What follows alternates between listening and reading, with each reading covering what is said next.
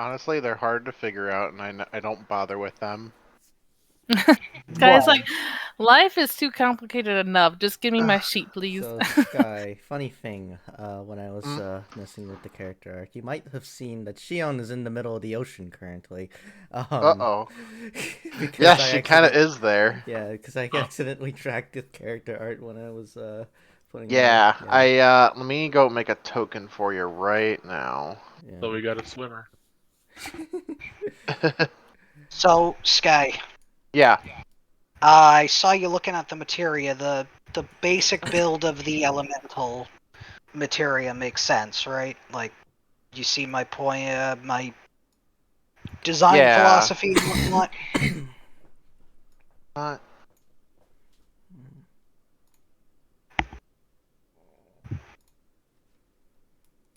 why is the picture not showing up in this?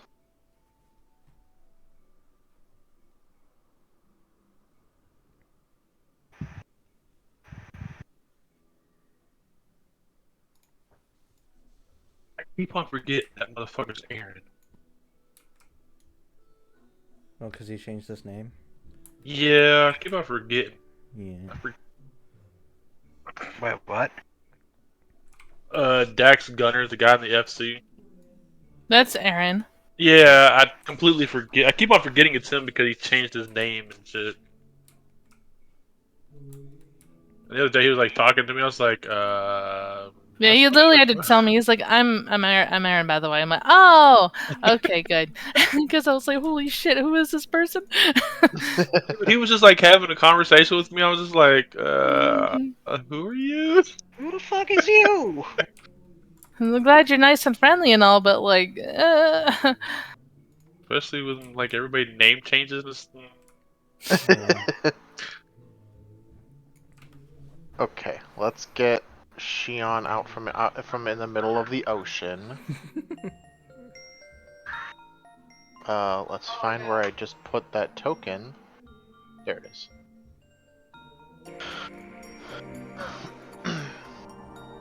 Now she Whoa, big. we got a giant now. Holy crap!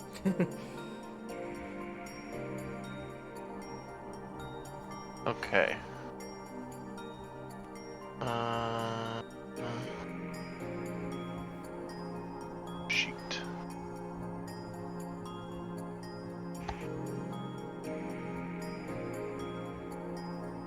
Am I hearing karaoke in the background? Yes, you are. Always. I forget your parents like to do that. That's hilarious to me. Yeah.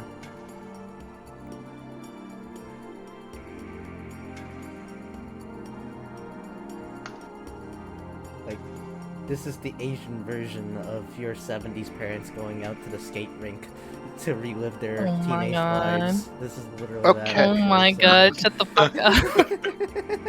Oh, Sam, have we introduced you to JoJo yet? I wasn't here if you were. I was Yeah, we already. have met. Yeah, we've met For a in little the bit.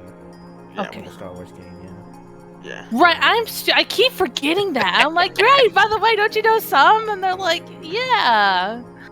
Yeah. I'm like, oh, yeah. Oh, right. Right, That's the thing shit. that happened. Never mind, you know each other. Good, good. No introductions made. Just because I never ended up finding the fucking picture I wanted for the NPC I wanted to introduce. What's a mood?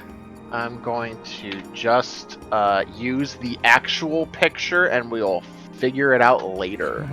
Oh no. Does Uh-oh. Bulala have black Bulala. sclera? Have what? Black sclera. You just cuss at Whites of her eyes. Are they actually not whites? Her picture looks like she's got black sclera. Uh-oh. Oh, and before I Well, forget, for the it was- 9,000th fucking time, It's over 9,000! there is your materia for Bulala. I literally had that typed up since the last time we were actually playing. And Oh, wow. I kept forgetting to send it. because I'm a dumbass.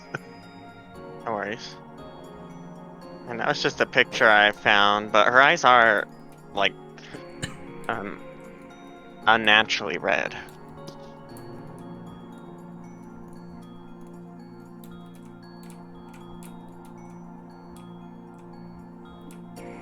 Does this...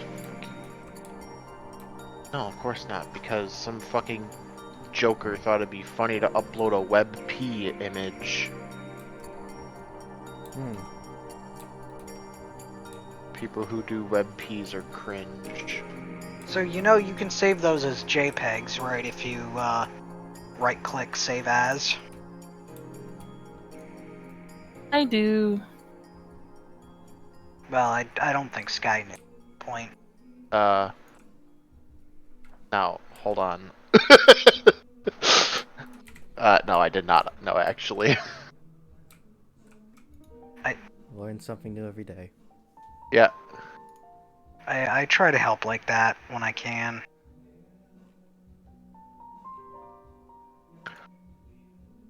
Okay.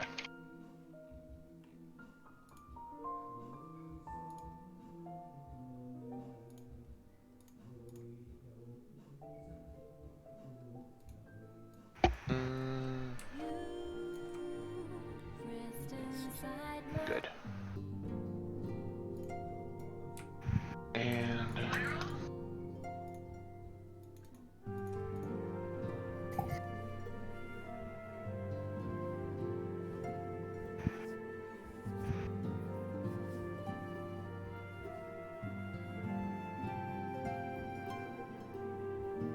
What the hell? What? What am I clicking? Clicking a million things that aren't the right thing that I want. Click the right thing then, Sky. You'd think it's that easy. Isn't it? Apparently not. Psst. I'm a big dummy. But you know what the 10% rule is, right?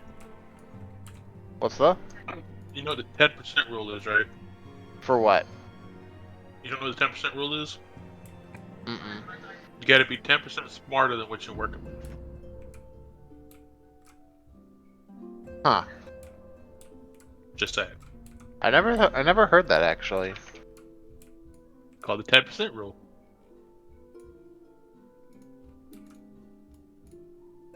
It's a smart-ass way without being a smart-ass of telling somebody to get smarter. That's just, Aha. it's just a smart-ass comment. Okay. There we go. Those are in there now. That in there. Dump those. Okay.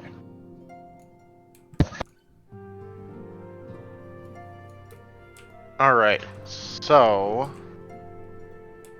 let's put y'all back on this map. Alright, so...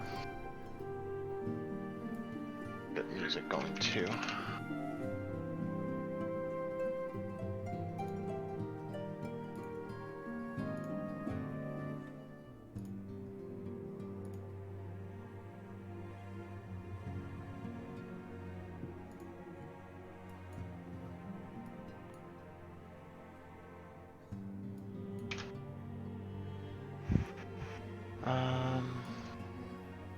Oh, and he has a new command now. I forgot. He was. I know Fred Boat yelled at me last time, but I tried to use that one.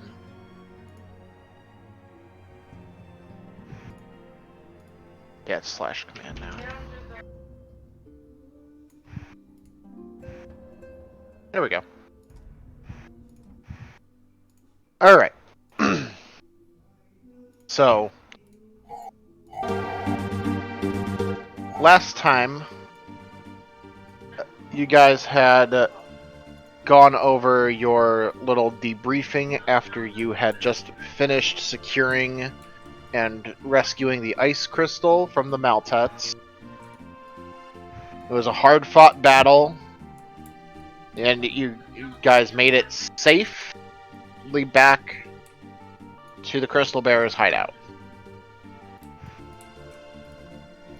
Mori asked you guys what you plan to do from here, and just about unanimously, everybody said, "Let's go fucking let's go help the rest of these crystals out." That's what we are. We're, whether it's our destiny to do this, or whether we just want to do this because we are being heroic, or whatever reason, that is what you guys have chosen to do. Mori, liking your answer, is sending you guys out with Skainris. And before leaving, you, I'm guessing are going to go and try to get some jobs Yeah, sure. to do along the way. Of course. Money is good. Yeah. Scroll down a bit here just to... Unfortunately, I pretty much just finished eating right when I got into voice, so I had zero time to do anything. So it's gonna be a little chill. We're gonna get everybody up to speed and catch everybody and get stuff like that going.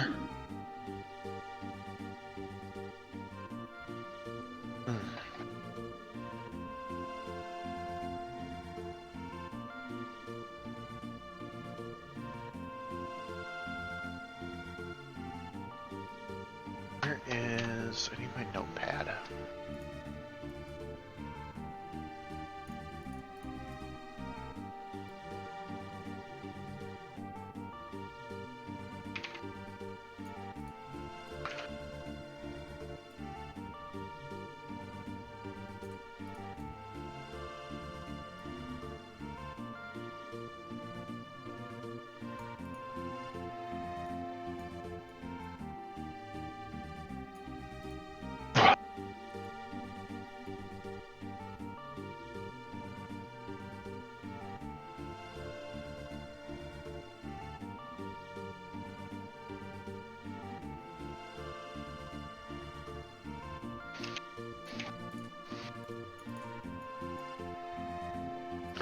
Alright, so there are a couple of hunt bills on the wall of the tavern. There are taking out a troll, helping somebody's house who they think is haunted, and a big bold lettered one that is help chimeras attacking trade routes. Oh, easy. I grab the 3. Okay. And yeah, these are while there are a lot of them, these 3 are what you guys can reasonably accomplish and turn in on your way to the town for the Earth Crystal. Cool. I grab all 3, like I Okay. said. And then I immediately fill the rest of them in on what's going on, unless they were there, in which case they can read. Yeah. So wait, it's chimeras and what else? A chimera, a help save my house that I think is haunted. No, They're wonderful. saying they were saying they've seen apparitions, ghosts, and of the sorts. And the other one was a troll. It's a spoopy house. Where are they in location of each other? These are all along the way.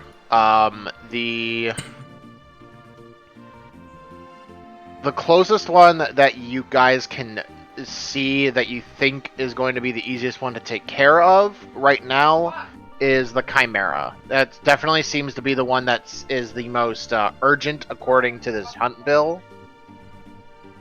Okay. lots of bold lettering, lots of like, oh god, they're killing the merchants. They're eating everything. My baby. They said there is a cave.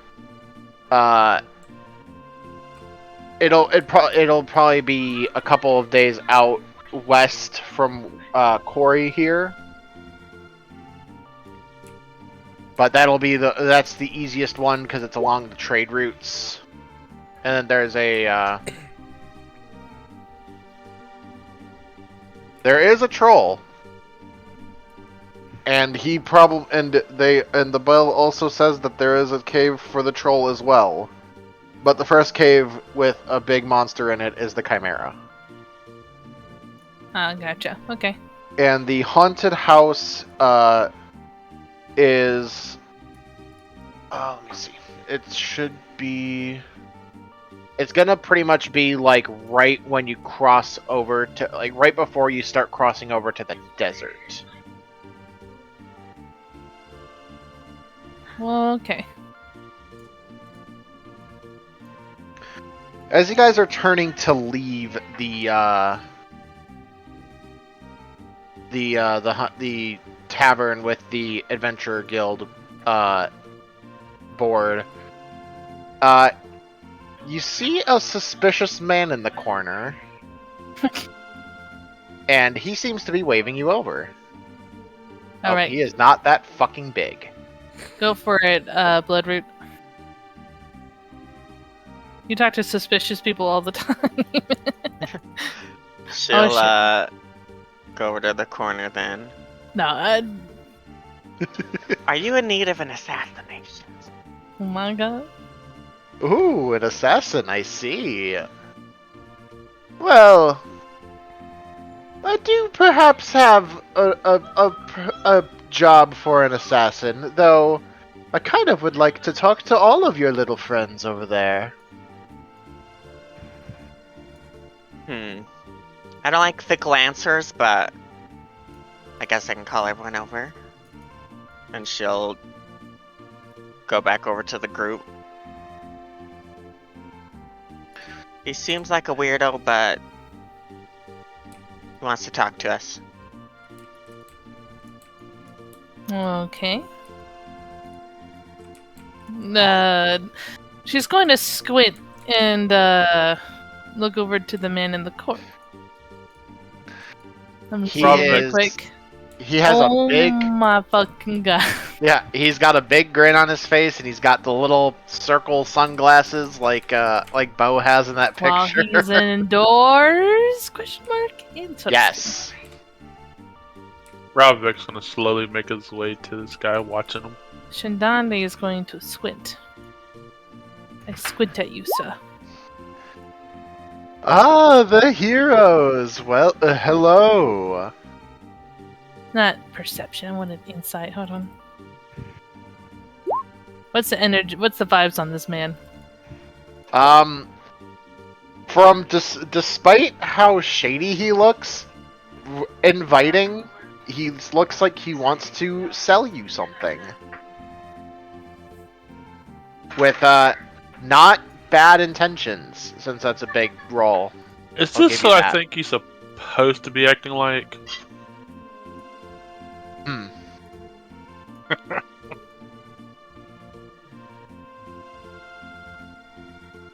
Okay, well, Shandande will follow Ralvik's lead.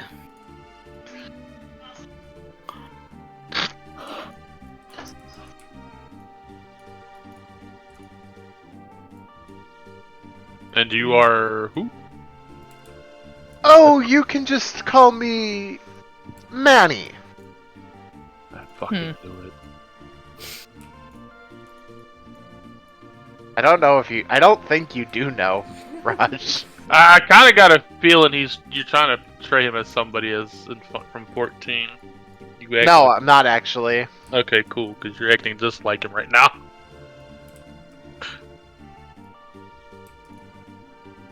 Manny, you say, huh? Yes, I'm a purveyor of various magical goodies. Uh-huh. And he, in both hands, he holds up two little green balls, very similar to what Bulala got.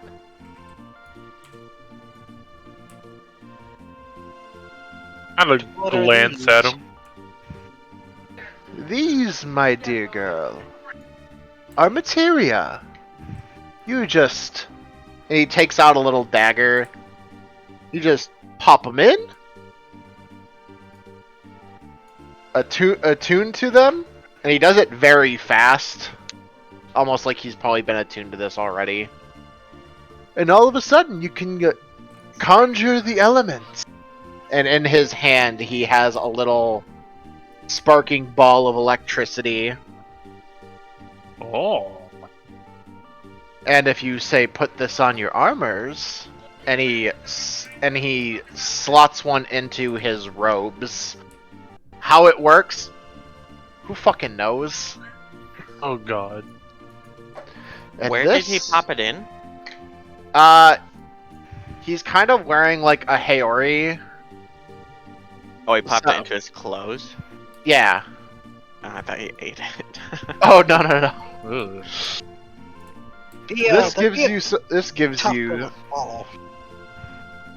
This helps you soak up said elements, while also still letting you conjure. And then he kind of puts his hand out a little bit, and it starts dripping water.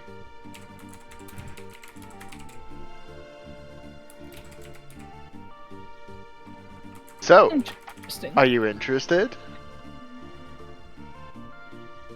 How much?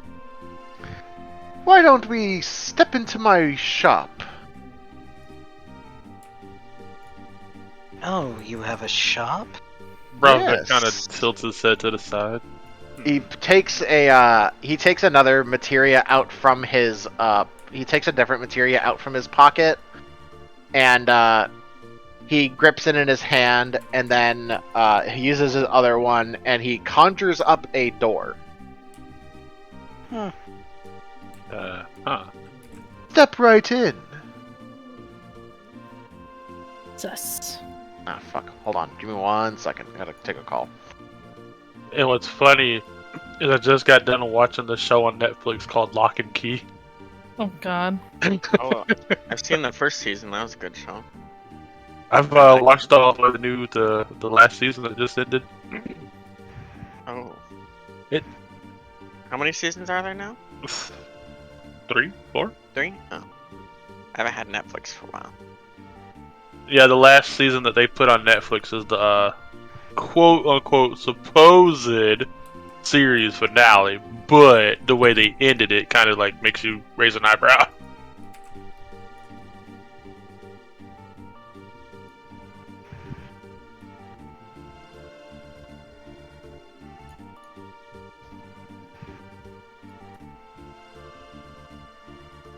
It is an interesting show, though. I will give it that.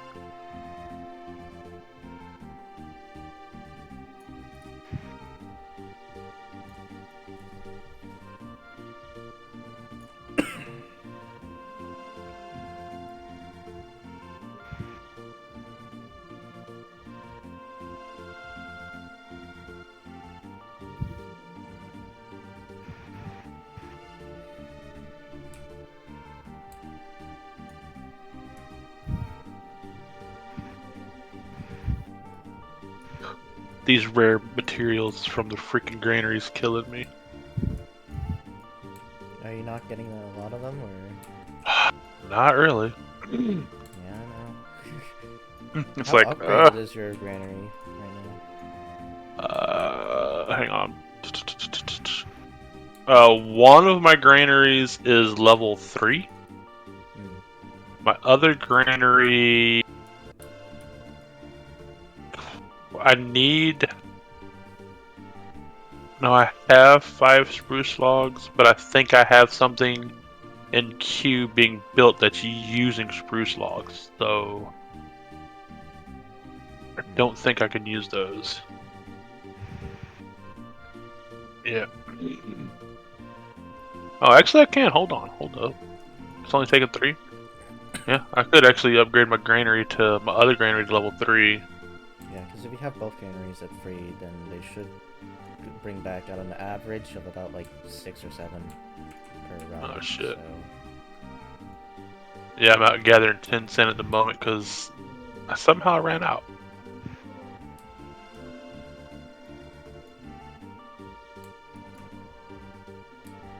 And my weather's pissing me off because I want to catch this alligator and it's not changing! Not a single cloud in the sky. You're not going to see rain anytime soon. I know!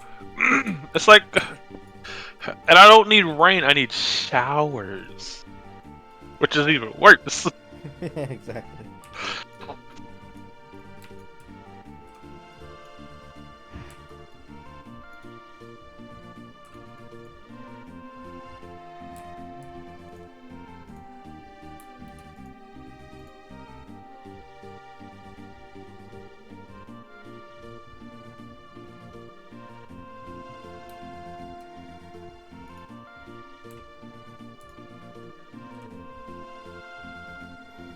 Excuse me.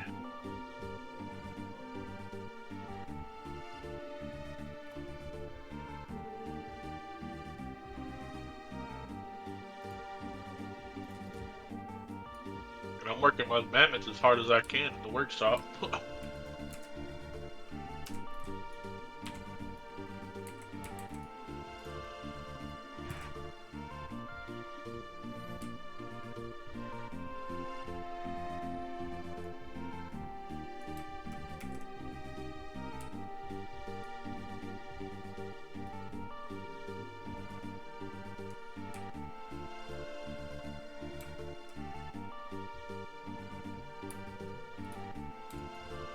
Alright. Huh? Well, either way, actually, you were something to remind me. What? Who is Tess again? Teth was Lucy's uncle. Wait, where's Lucy? Lucy left to help with another freight company. Like a long time ago. Whoops. It's okay. He's kind of on the semi-shit list, so it's whatever. Who, Lucy? Yeah. Ah, shit.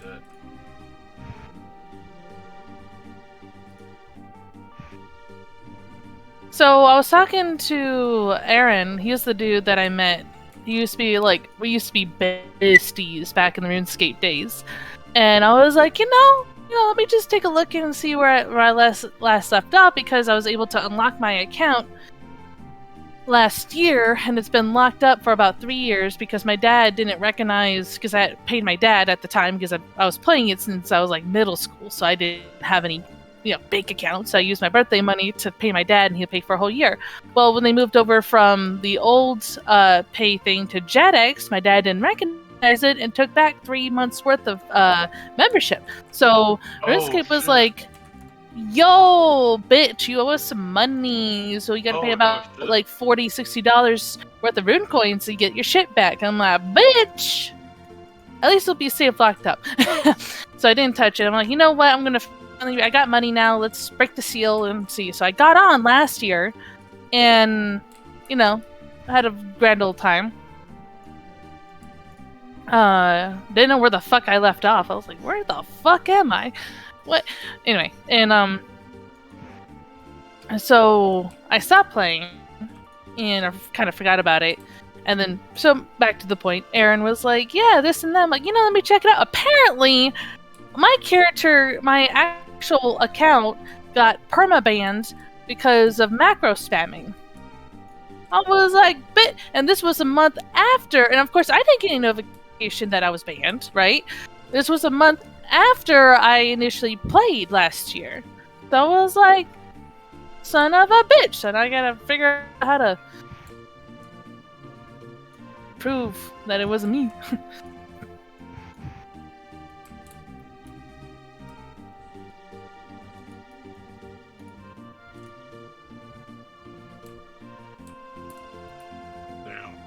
Yeah, right.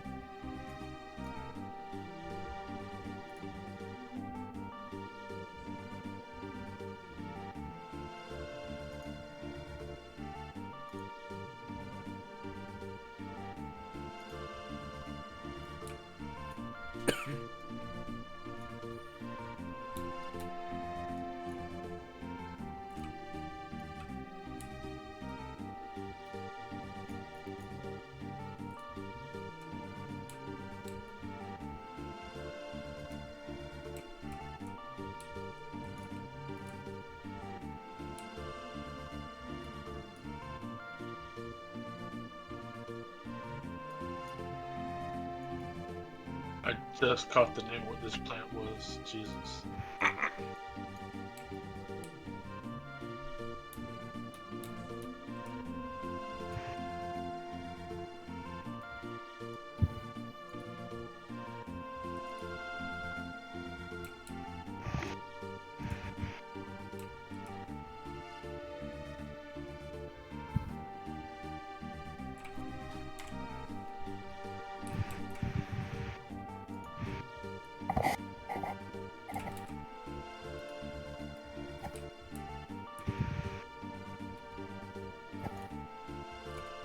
Oh my god, he does not shut up.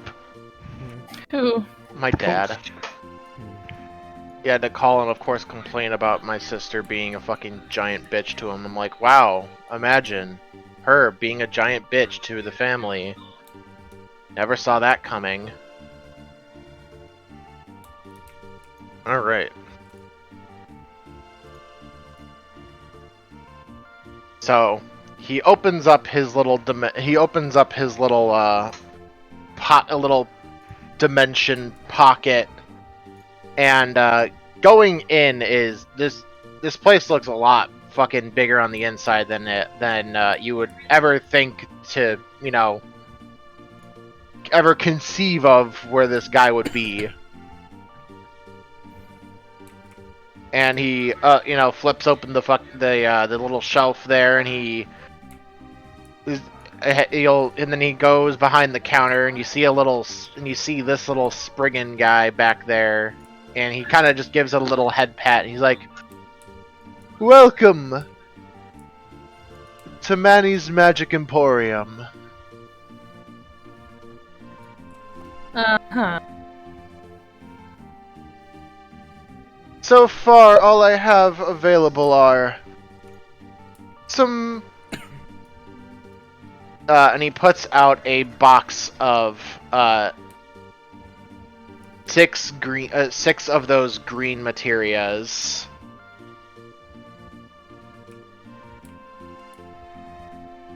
Mm-hmm. And The question still lies. out of character, did he explain what the green ones were yet?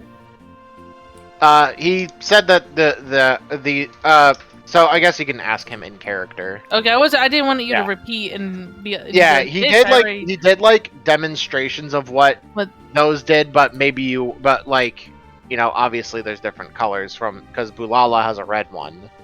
And Shadani will go, why are these different? What makes these different from the others?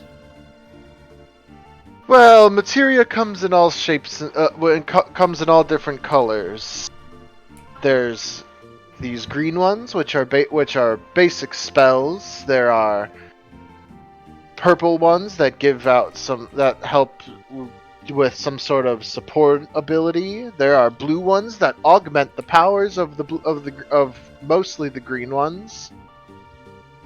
Yellow ones give you brand new abilities, and red ones let you conjure beings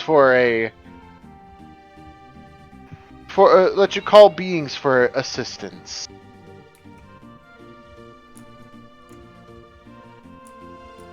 And how much are they? How much did you think that they were going to be, Magnus? For the basic ones. I mean, I was gonna talk to you about that. Yeah, I never really thought about it, to be honest. I figured they're kind of like a common magic item. Yeah. And commons, I believe, are around 100 base price. Yeah. Did I give you guys money after your job, after doing the Spire? I think so.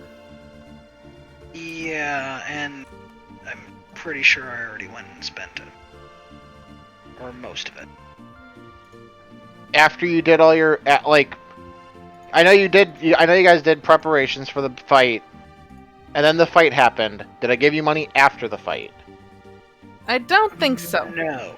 Because I Okay. didn't buy anything afterward. We were just kind of like, Correct. Okay.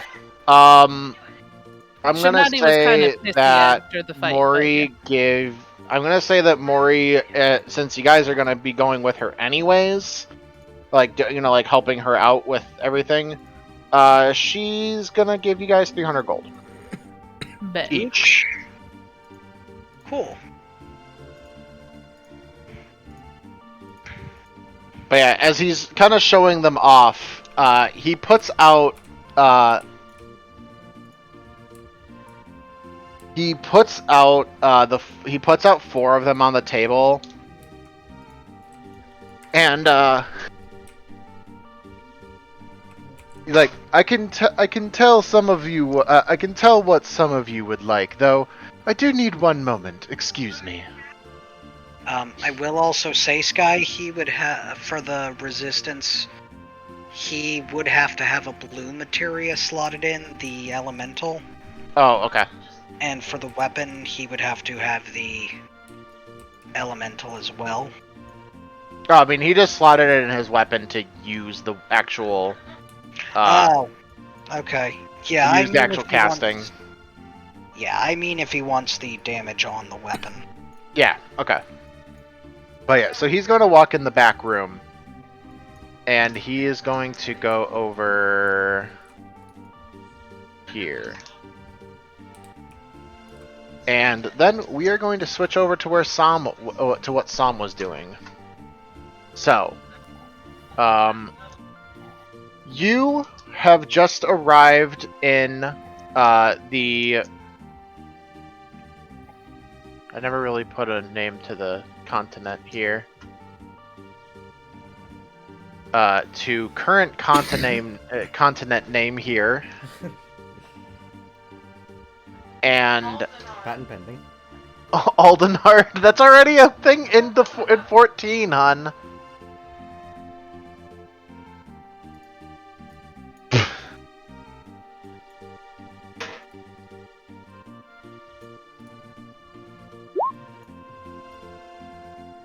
So you after getting out from your from the unrest of the Civil War back in your home country, of which I have also not named yet. You smuggled yourself out onto a ship that was leaving anywhere. You needed to get the fuck out of there because there was no possible way that you were going to be able to take on stuff like that by yourself. Mm-hmm. So, upon arriving in so you would have arrived in. I'll put you back on. Let's go to the world map real fast. So you would have come from the ocean, from the east side, and you would have landed in Corey since it's the major city here. It has a port on there. So you've been kind of just wandering around a little bit, trying to figure out what you're really trying to do here. You had heard that there was some kind of scuffle going on up in this giant fucking pillar here, but for your own safety to lay low a little bit, you decided I'm gonna wait a little bit. I don't want to get involved with something I'm not really too certain of. But as the soldiers were retreating from the spire, you notice something about their attire. These holy warriors were from the Holy Kingdom of Maltet, which happens to be the people that had started inciting incidents all over the East for years. And so much so that the civil unrest was caused by a lot of higher ups in the shogunate saying that they want to join up with the Meltets. They have huge military force. They started implementing in religious decrees that all must follow the absolute virtue, and a lot of people didn't really like this. So that was most of the cause of the Civil War here. You, as a member of the kind of secret police, were forced to follow in with the shogunate's orders. But seeing countryman slaughter countryman, there was not really anything that you could that there was it was too much to bear. And on the evening of what was supposed to be a raid on a raid on the Imperial Palace, you were told by a fellow member of the police that you were not able to participate. He said that he had given you orders from the shogun himself that you needed to go to the other side of the city state to take care of business there. Of course, when that happened, the palace burnt to the fucking ground, like Sekiro style. If you remember, like the attack on the palace in the past thing. Yeah. Yeah. Upon returning, you saw the palace in smoldering embers, and there is a what's up? Okay, give me one sec, honey. All the criers in the town were saying that the rebels did this. That they couldn't accept the shogun's rule and what it was, and soon after that, lots and lots of Maltet support got drummed up, and a makeshift palace was set up for them, and now sitting up at the top of the throne was somebody that they called the Jailer of Faith. And it's this horribly from what people say, he's a horribly disfigured Makote mage. And this guy and from what some wavering members of the police had said, was this guy was torturing people that didn't follow their religion, and that if you wanted anything to do, if you didn't want to be caught by this guy, that you needed to leave.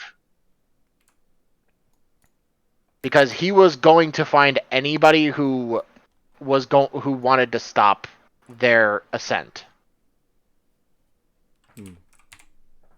So, the Jailer of Faith assuming power in the east, you have run your way to Corey, and you were also found by, or on the boat ride over, you had a vision. There was a kind, calming woman who talked to you with the temperance of a mother. Hear, feel, think. Young Shion, do not lose hope, for your mission does not end in the east. You will find others who have been given this gift, and with them, you shall be able to bring back the light. And on the ground from where you're standing in this pitch dark vision, like this void basically, and seeing this humongous crystal talking to you. A green plated circle is underneath you. And from where you are standing, 5 kind of shadowy individuals are standing in different spots along the hexagon. Yeah, hexagon.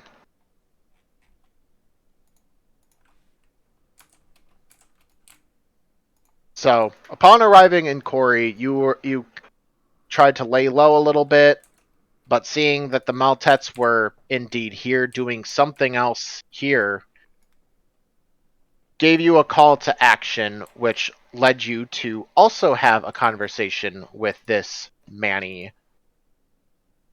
And he he was able to give you some place to stay, something to eat, and he said that stay with me for a few days, and I will find those companions and I will find the companions that you are looking for. You probably didn't tell him, but that's what he said.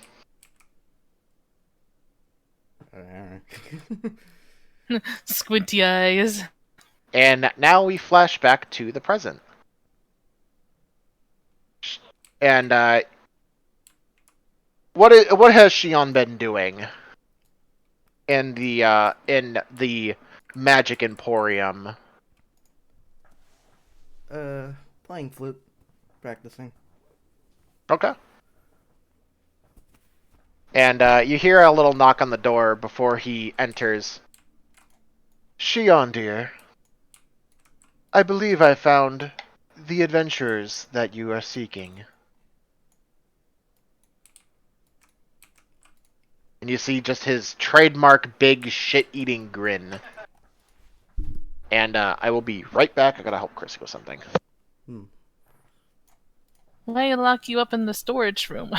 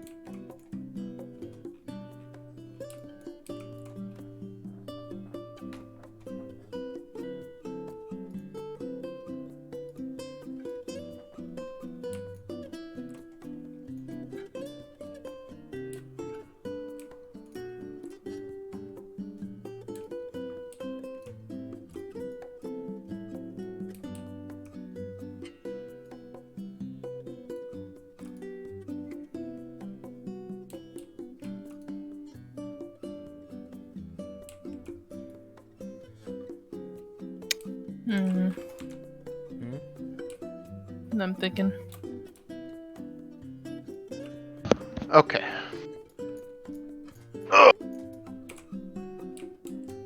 Alrighty. Welcome back. TY. Ah, fuck. Wait, what's funny shop music?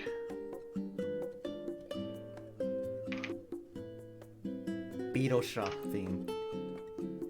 Beatles is good. I'm gonna do this one. Wait, actually, I don't want it for 10 hours, though. Can I do, like, 1 hour? There it is.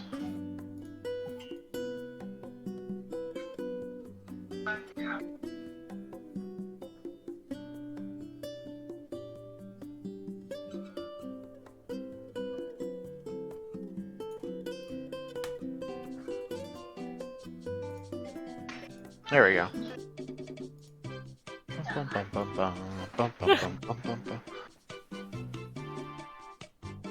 A throwback. Indeed. Alright, but yep, are you able to control your token, Sam? Oh, yes. Alright, cool.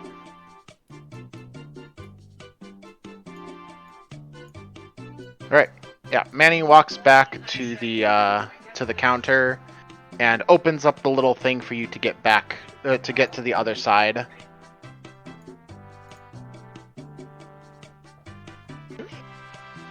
Crystal Bearers, this is Shion. I believe you have something in common with her. As he kind of like lowers his gaze, and you see under his eyes for just like a hair of a second, he's got just a little glint in his eye. Squinty eyes. So, Sky, What else do you hide in your pocket? this is the first time I'm gonna use this, but Uh-huh. I'm gonna use my, one of the charges of my racial feat Okay. for detect magic. Okay. I'm looking at this guy, seeing those eyes. Casting detect magic. Aside from like the furniture, everything else in here is magic, Oh. including him. I knew it! Quite a concentration of magic you have here. Oh, I do my best. Also, So Dundee. Oh, sorry. Continue. yeah, Velvy was going to turn to this individual that was introduced as Shion and say, "It's a pleasure to meet you." Hello. Excuse me if my What is the common tongue here? Is it just common? Yeah, it's just common. excuse me if my common isn't quite as good as I would hope, but it's a pleasure to meet you. Are you the ones that the crystal lady talked of? Crystal lady. Oh, the crystal bitch. Yeah, she's talked to us.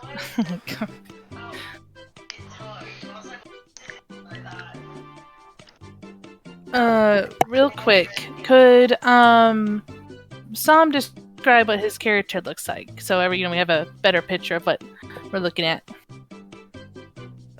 She is a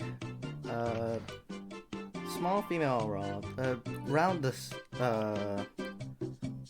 around like 5'1", 5'2", so like slightly above average height for a female raw.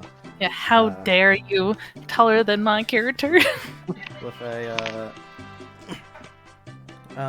with hair tied back with a bow. It's like a pinkish blonde, but you can see some like red, very like blood red highlights, almost as if like her hair is being engulfed with a fire of blood, essentially. Fire of blood. Yeah, kind of. She also has a. She's also wearing a howdy. This one seems to have some significance, as there is an emblem on the back, and it is a striking cerulean blue, as opposed to any of the typical Far Eastern garb you would be familiar with that would be more muted in colors. I don't know how familiar with you with that one. If you are familiar with it, yes. Eh, a little bit. Other than that, she's got a black scarf as well. And gray eyes. The eyes are like not gray as in like blindness, but like still like unnaturally gray, essentially. Like almost like they're white.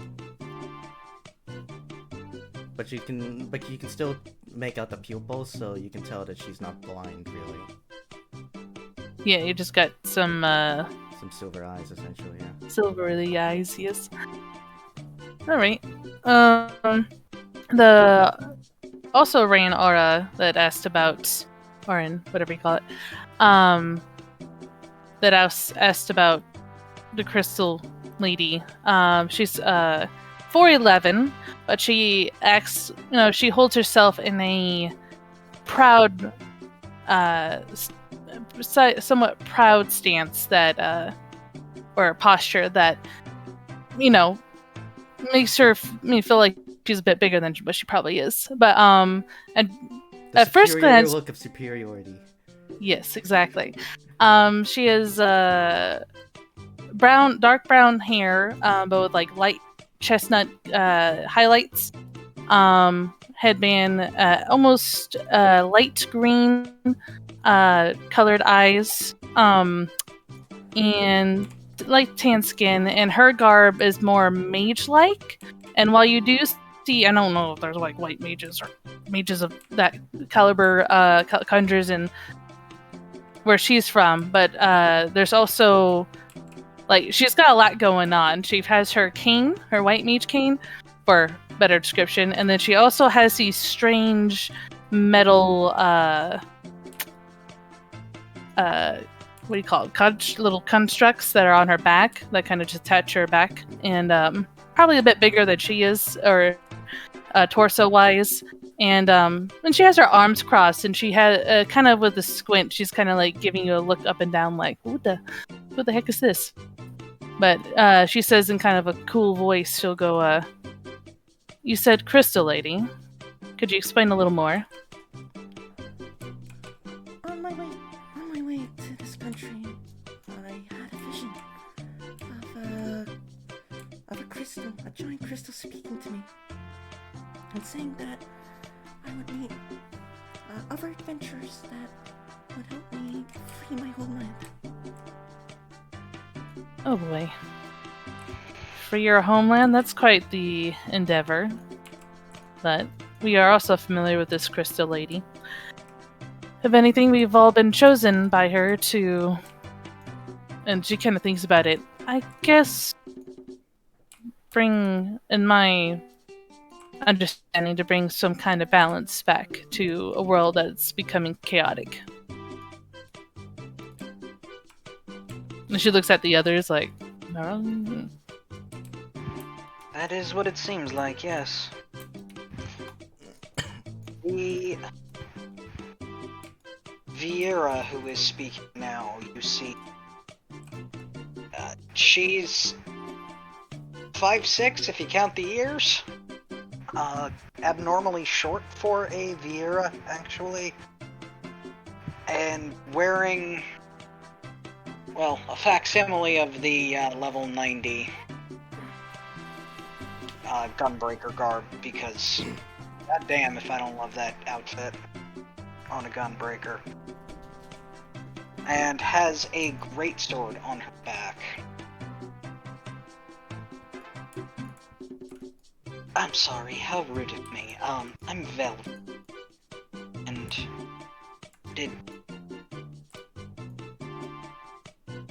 Did Shindani introduce herself? Nope.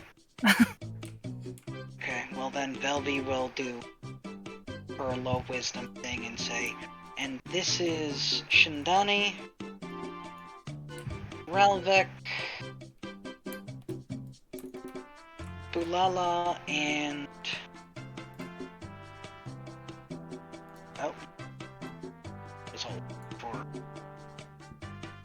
Yeah, this guy in the back, or NPC. Steinris. Oh, right, and Scanris.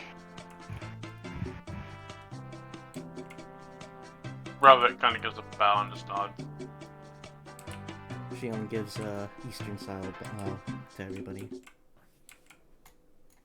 So, for the time being, I can't guarantee we'll get to saving your country right away. We have also concerns of ours that we gotta make sure the annoying Maltex don't get to. So, if you don't mind waiting a little bit, we probably can get enough resources and allies to probably deal with your situation. I can help you with that. Those were the people that my country was fighting against anyway, so... Wonderful. Common enemy makes it a lot easier. I'll do everything Aye. I can to help you. What element did she assign you? I think the common word for it is wind. Wind? And we're almost complete. Also, that's just fitting for the subclass. Yes. Well, we are originally invited to look at some of these strange stones. And she gestures over to the table with the 6 green materia, and she goes, I guess we were going to look into those real quick before heading off onto our next quest. Out of the corner of your eye, Manny's grin goes from regular grin to big grin. Eee. And Sanani also squints at him again. How much did you say you were charging these for these? 100 gold pieces for these. And Sanani's gonna go up to the case where they are. Are they like in a case, or are they like laying out? They're in like a little, like, he put out a little chest with like a nice like little velvet thing, and then they're placed on top of them. Oh, that's cute. Yeah, he's going to hand one to you to look at. Thank you. The one he hands you, you can feel the crushing landslides of the earth. And what does this do? You can for a small fee, I can etch out. I can etch out a divot in your weapons or your armor, and attuning to it will let you cast the elements. Though I will say, if you want to add a little bit of extra oomph to your attacks, or or make yourself a little more defensive towards those particular elements, and he pulls out another case and opens it up with blue balls. Yeah. These with an appropriate channel, and then he'll show you his dagger, and it has 2 little circles where he has one materia in one of the channels already, and then there's a little like an extra thing, and then another circle. So he puts a blue one into the dagger next to the other one, and then and all of a sudden the dagger then sparks to life with a little bit of electricity. Now this common dagger will not only deal its regular amount of damage, it will also shock the opponent. Velvy's eyes light up. Before he even finishes, Ralvek just drops 100 coin Oh my god. and And- then drop the lamp on the table. Alright, hold on, real quick, buddy. What about my gear? And she's going to show him the Nolith, or the pack, I guess. Turn her back around, and you see the pack with the Noliths on them. It would be the controller bit, but yeah. Those are easy. I could even show you how to do those. Fantastic. And showing you how to do them will let you put them on the rest of your team. That'd be quite handy, yes. Oh, nice. So you figured out how you're gonna allow us to embed our own materia then? Yes. And I'm not so worried about losing the money on doing the actual carving of the divots. As you'll see, I have a bit of a monopoly on the materia market. Mm-hmm. Shinari will take off her Nolith pack and then put it up. Alright. And then he's going to get out a set of tools, and he's like, "These are jewelers tools, but I'm sure with what you have, you will be able to do it just as easily." And then he is going to take like 2 seconds, and you see him with this little little jeweler's hammer and this insane looking instrument that looks kind of like a pestle, like a mortar and pestle. Yeah. But you see him like just as he's taking the jeweler hammer, and he puts the pestle against your controller unit. He holds the hammer up for a second. You see him like charge it with ether, and he taps it once, and then it just makes a perfect little like poof divot, and it's ready to be put in. Yeah, so I rolled an intelligence check to see how fast she would be able to comprehend. Oh no. I rolled a 7. So I she see kind of that. squints and it kind of goes, uh-huh. Then she's going to look at the divot and look at the tools and goes, do another one. So, but before that, she's going to look at Shion and go, Shion, do you have one of these yet? Do I, DM? I was waiting to introduce you to these fine folks, and of the 6 materia in the box, he put out 4 of them. One of the 4 was given to Shandani to kind of look at, but then he takes out another one. Oh, well. And Should if you all humor me for a moment, and he looks at you for a second, Bulala. I do have a assassination job, I suppose you can say. Oh, yes. Shadani kind of looks like there's another squint. Not to worry. This is a wholly bad person, and they definitely are going to be getting what's coming to them. They're a horrible, horrible blood witch. God damn. Alright. There's a flicker in Shion's eyes. There's a clear change in attitude from Ben. A blood witch. This woman has been kidnapping children and draining them of blood. hit your 26 history is blood witches are basically those who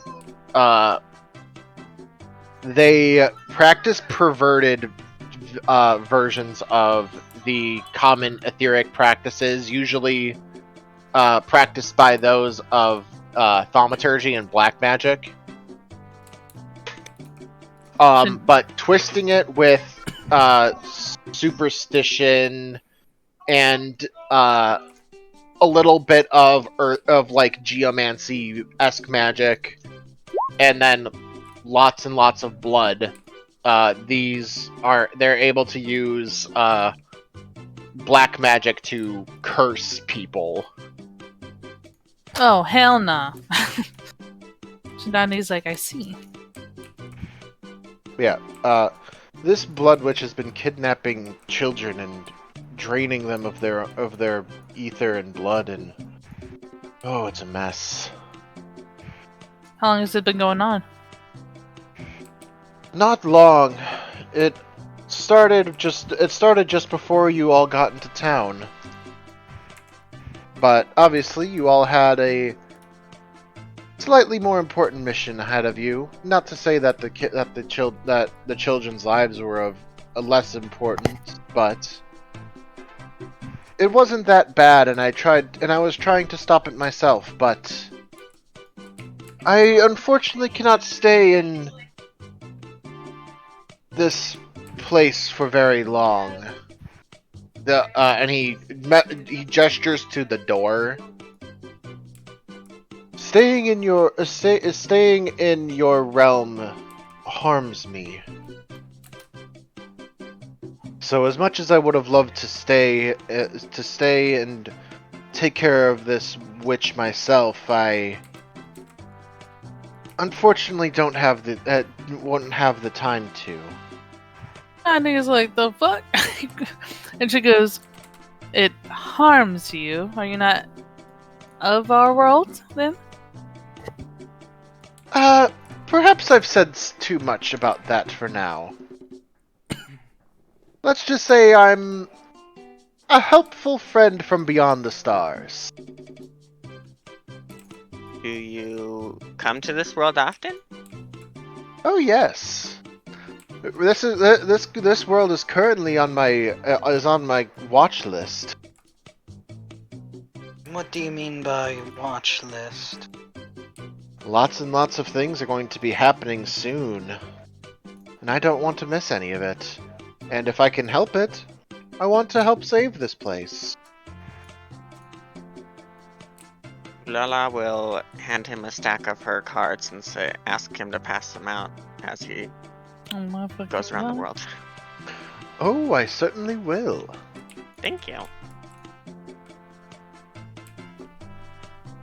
And he's going to put a hand out for a moment. He's like, if one of you has a map, I will put the witch's location on it for you, so that you may take care of it.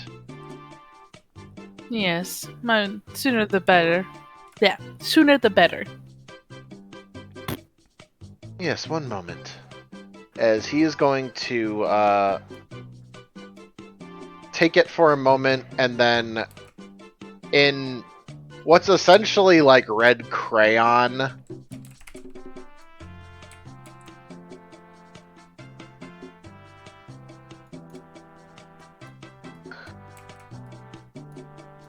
and I'm literally drawing this on your map.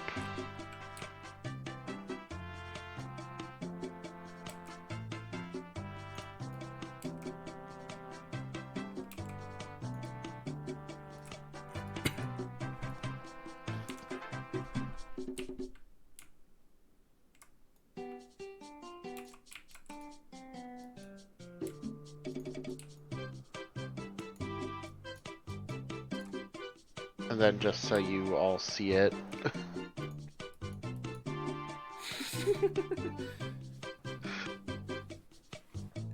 I was half expecting Eva Witch. That's the label.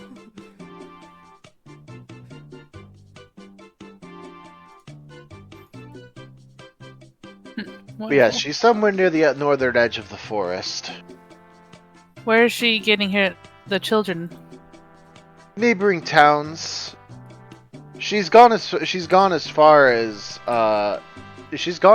Corey here too.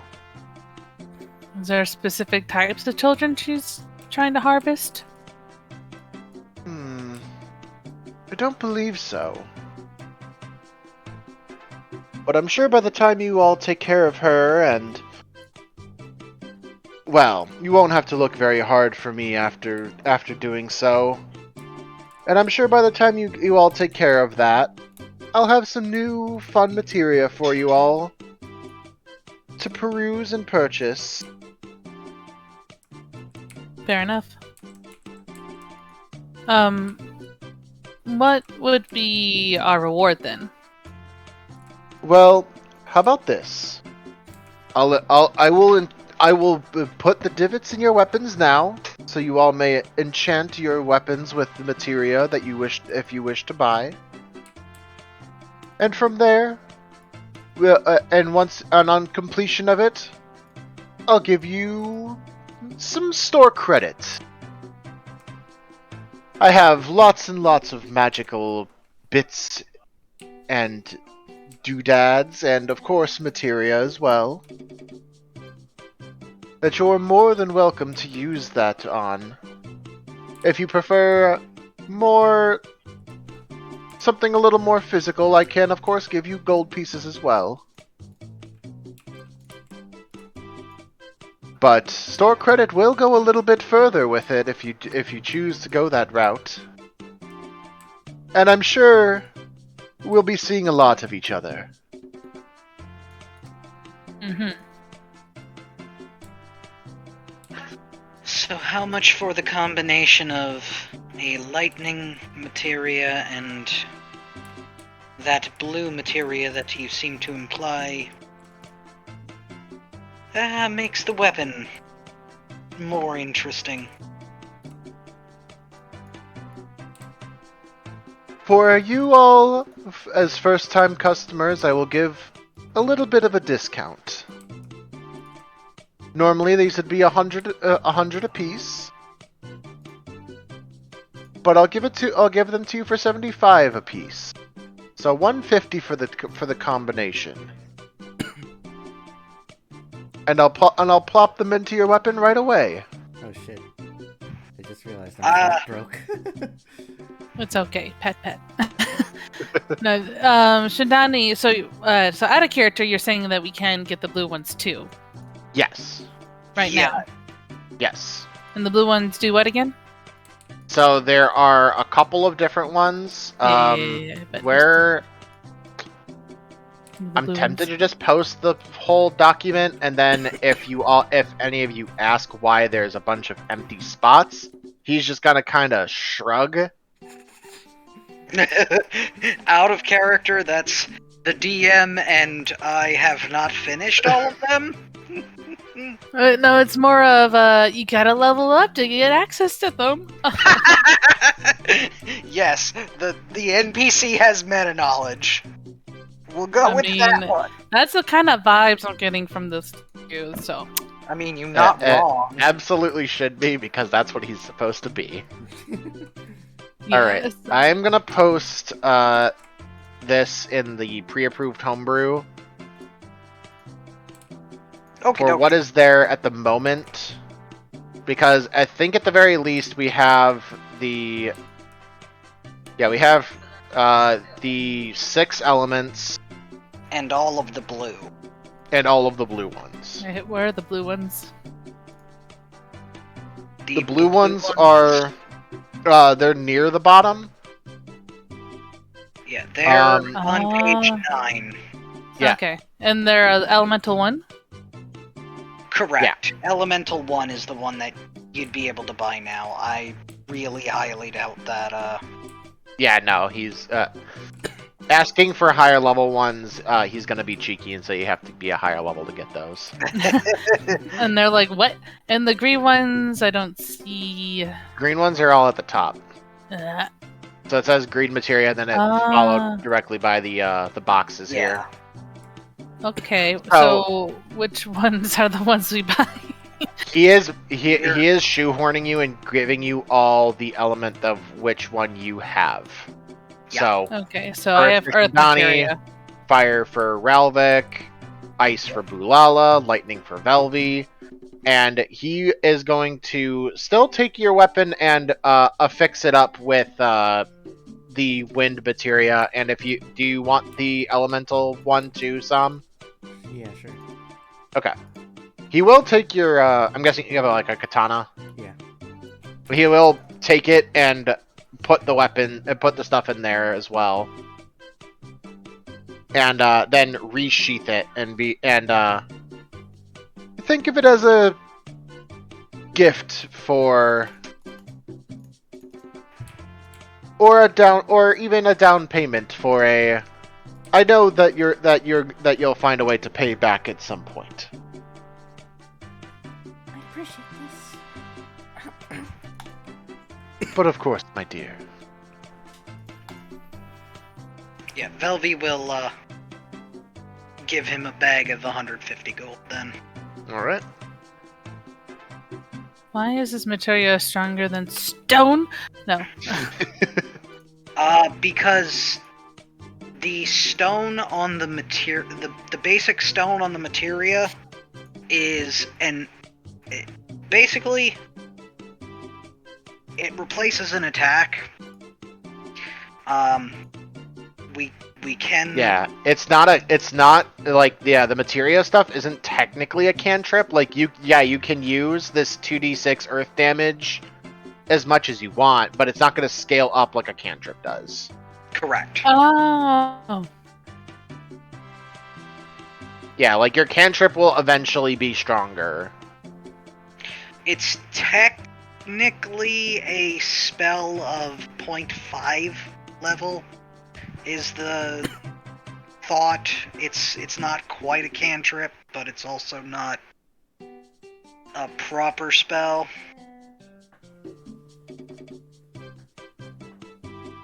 And with the blue ones, it says elemental. Do we choose which element that's going to be, or It's No, whichever one is affixed to the item. So, like, Yeah. you've got 2 slots in your item that are linked by a channel. Here, I'll get a picture for it. Yeah. and also when you say attuned, does that take up attunement slots for items? No. No, these are separate. Okay, how many can we have at once? 6. Or Up Sorry, to proficiency bonus. yeah. Okay. So up to 6 eventually. So these are what the channels look like. So this is this green materia here, this elemental materia, is linked by this channel with this elemental materia, with the blue one. Yep. Oh, because I have earth in here, it's linked up, so it's earth damage. Yeah, so you'll be doing a little extra earth damage with your. I guess you would be doing it on her cantrip damage too, right? That's if I did that on my cane, but she put it on the sage equipment. So It would affect is it dosis? yeah, whichever your sage primary cantrip is. Sky, I swear, I have no idea what the fuck happened. Shion's just in the desert now. Uh-oh. What is this? You did the thing. I don't know what thing I did. The thing. You should know what thing you did. The thing. Okay. Well, let's go back to the shop anyways. Cool sauce. And that's anytime I use this, my any sage attack that I do, I add this earth damage. Yeah, with your dosis cantrip, I would say. Oh, is it only on one of the attacks? So what if I use okay. All 4 rays. Yeah. But so if I use the one that does the AoE damage, it still applies a D4. I'm gonna leave that one up to Sky. I'll say yes for now. If we see it's overbearing, we'll figure it out. Okie dokie. Because dosis was my attempt at making a hybridization of a weapon attack and a cantrip. Because, on one hand, the Noliths are as close to weapons as they are to a spell focus. So, yeah. Yeah, That's... because it's not like you're gonna. It's not like you're realistically gonna go up into melee range and like bap people like the book smacks with scholar or the cane smacks with white mage. Yeah, really.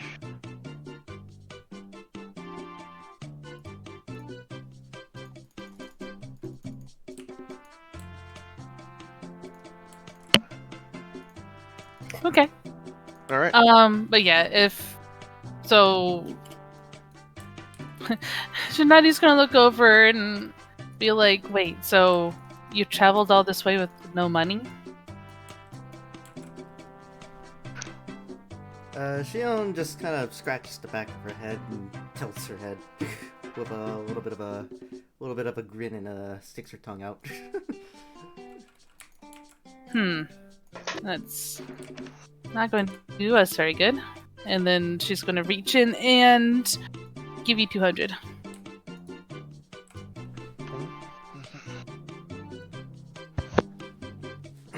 Thank you. Thank you. Well, certainly helped a lot. They help us with the quest that we picked up along this witch hunt one. We should be able to get a little more.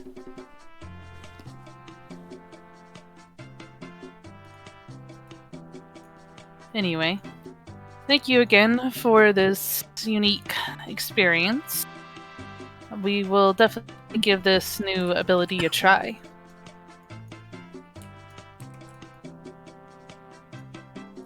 Bulala, you got the ones you wanted? Did you put yours in?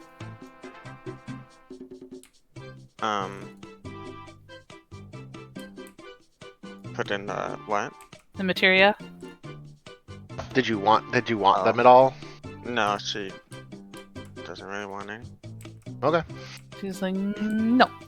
You don't want to put in the new one that you got? The one that you have? The summon.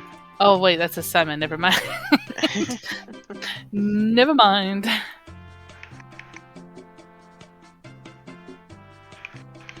I mean, it still has to be slotted to use it.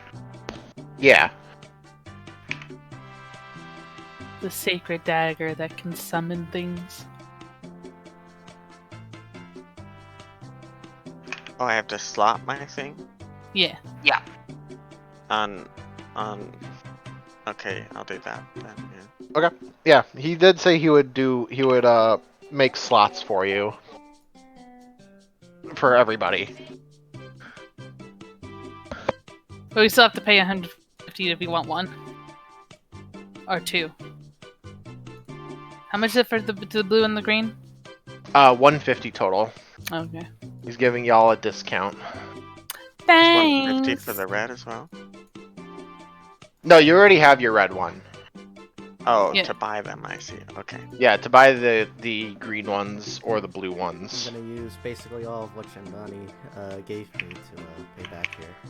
I guess then. What? Wait, what are you doing? Paying as well with the money you gave. So Dondi's like, it's okay. Big sister's here to help. And Sharon's like, yeah, thanks! Proceeds to spend it on. Well, he What? did give it to. He was going to give it to Shion because he, felt bad that her country got ravaged by a civil war Yeah, by you don't need to pay. religious despots. Yeah, Sharon, no pay. You keep 200. Okay, I guess I. Like, Yes, I guess, please, dear. Hold on to it. Yeah, I'll bring out the wallet, but after everyone stops me, I'll put it away. Oh, where's that one meme? I gotta find it. What? Shut up and take my money. No.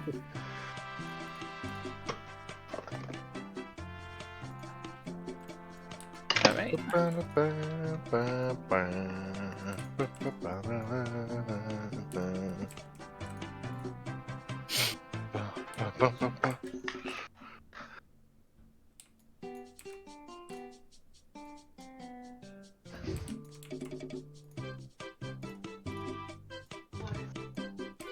Alright, well, if everyone's done with all that, Right.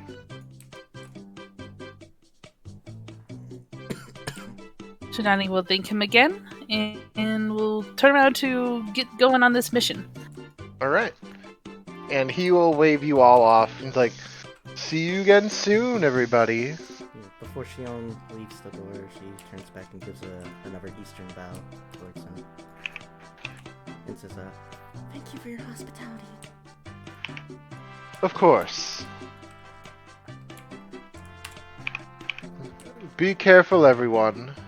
That witch is a little nasty.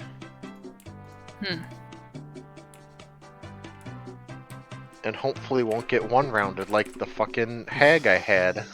As long as you don't give us an elemental of water. What? Oh yeah, no water elementals. Banned. Though I guess Mateus's Flash Freeze is also something kind of in that vein. But we'll see how that goes. Well, see, that's a summon. You know, that's not just a summon elemental lava crystal. I mean, it's kind of the same thing. It just doesn't stick around. Yeah, it's befriended and trying to make friends with it on the other plane. Yeah, honestly, the game, the writing was on the wall the second Dylan first casted fucking Sending to fucking talk to the queen on the boat. And I'm like, oh god, wait, why can you do that? Hold up.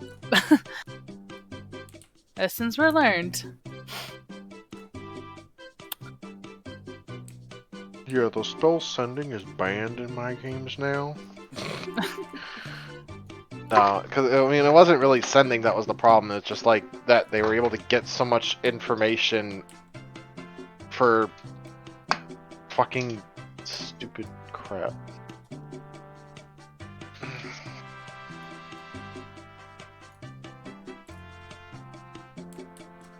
I understand that Sending is like a third level spell, so like you ideally should be able to do something like that, but I don't know.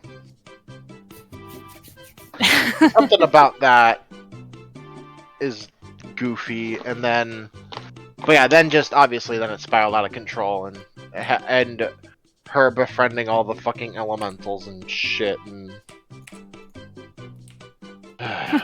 we've already complained about it enough. Yeah. In on the Sunday game.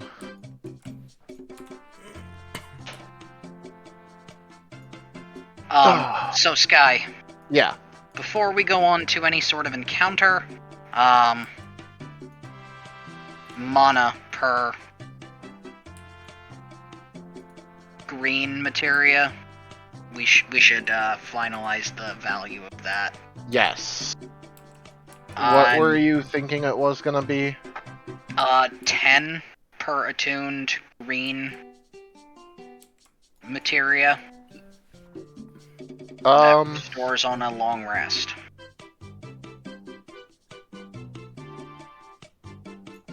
Yeah, because you can only spend up into like points equal to your proficiency bonus. Correct. Okay. Yeah. So everybody that has a green materia attuned has 10 mana to use on the abilities that materia gives. Yep. Which means you got, if you want to just go all in on the big shit, you have 3 big casts of your 6d6 damage. Oh, that's what that means. Yep. Yep. Okay. Yeah, 3 casts of that, and then 1 cast of your 4d6 one. So we can go 6 points in and go, holla! No, so Well- you can't do that yet. You can only spend points up to your proficiency bonus. Oh, So you can okay. so you can use the 3-point variant right now. Sorry, I haven't gotten all the mechanics specifically written out yet. Yeah, this is also just going to be serving as our playtesting as well. So wait, we got 10 mana, but we can only use 3 points at a time. Correct.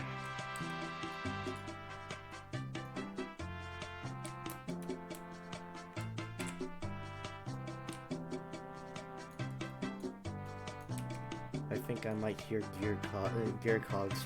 Shut turning the right fuck now. up. No one asked you.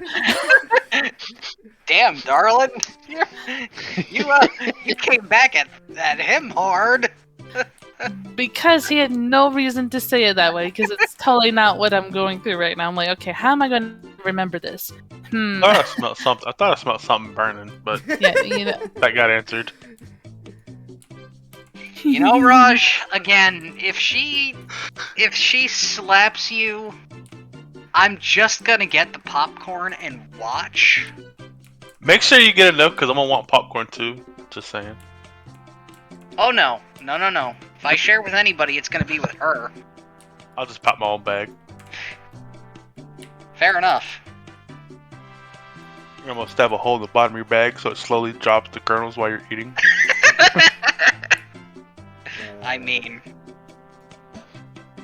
The true chaotic neutral would be to buy the movie theater popcorn by just rolling up to your local movie theater, skipping the line, and just buying it.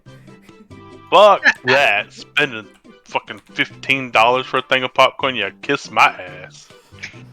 I But if you get the reusable one, you can go in there without problems. And you have something. Reusable. Yeah, they give you the plastic buckets, and you just go in there and get a refill. Not here. They don't. They've not had those in fucking years. Really? That sucks. The only thing they have now at our theaters is if you buy a large, you can get free refills while you're there. That is it. Yeah, oh, that's how it They've is got- for us as well.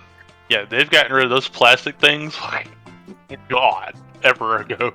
Yeah, honestly, there's not really any movies that are coming out that I want to see besides fucking. Oh yeah, we should go and see The Whale because Brendan Fraser. He had Christy? Excuse me? the only other movie I'm looking forward to because I'm a fucking loser is One Piece Film Red's coming out in theaters next month in America finally. Oh my So I God. kind of want to go and see that. If they're gonna rush the ending of the biggest fucking arc in the story for fucking film tie-ins for this Shanks movie, it better be fucking good.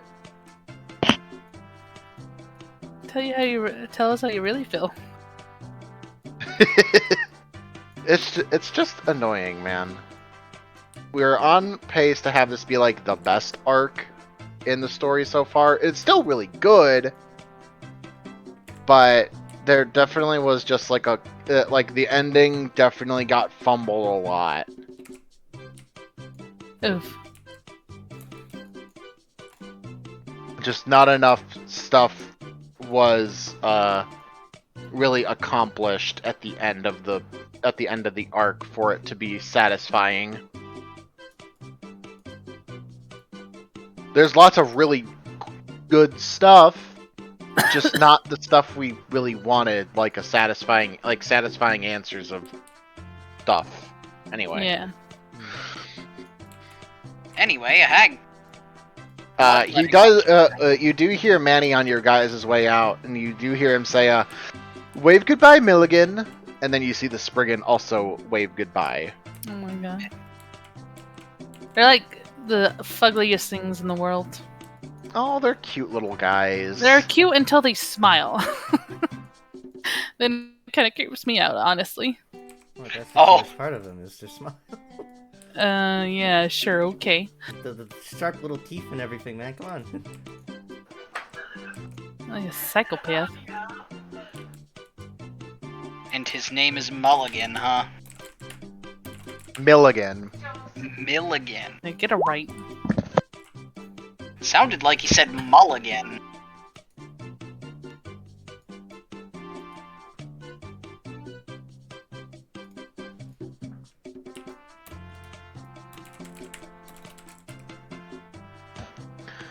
Okay. But after, and you leave his, you leave Manny's Magic Materia Emporium and are back in Quarry.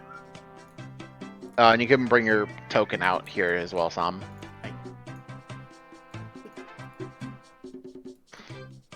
The biting gales catch you as you, or well, no, you're still in a building, so.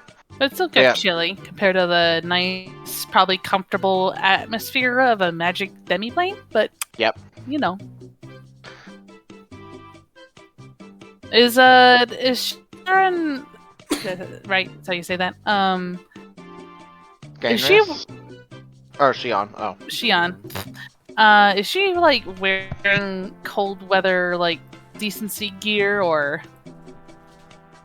The scarf. That's about. I the mean, only it thing you can looks really tell. pretty warm, but like, hey, she's gonna go. Shinani goes, and she's gonna give another look up and down. Like, it is quite cold here. Do you have any cold gear or anything to keep you warm until we get past the Arctic region?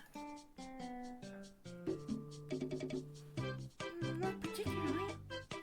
Just a scarf.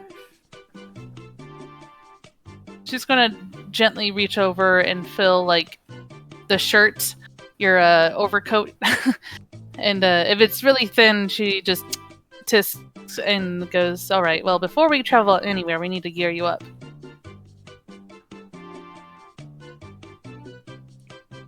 And yeah, Shadadi's gonna go and get sure. Shion. I want to call you Sharon. Sorry. Shion, some, like, a winter coat and shit. I forgot how much you had to pay last time, like 50 gold or something? Probably not that much. I don't remember. 10 gold. 10 gold? Awesome. And then she's going to get her 5 rations, which would be like, they're 5 silver a piece, so that's 2 gold, 5 silver. Yeah. That. oh shit, no, okay, then 6. I'll even this out. So that's 16 gold. Yes. Adding it all. Okay. Then she comes back about maybe 10 minutes because she don't fuck around, and pretty much gives it. Oh shit, 2 waters. I've been getting by with water. I think we've been fine. You don't have an explorer's pack at all? How did you survive this long? Shadani's like, wait, what?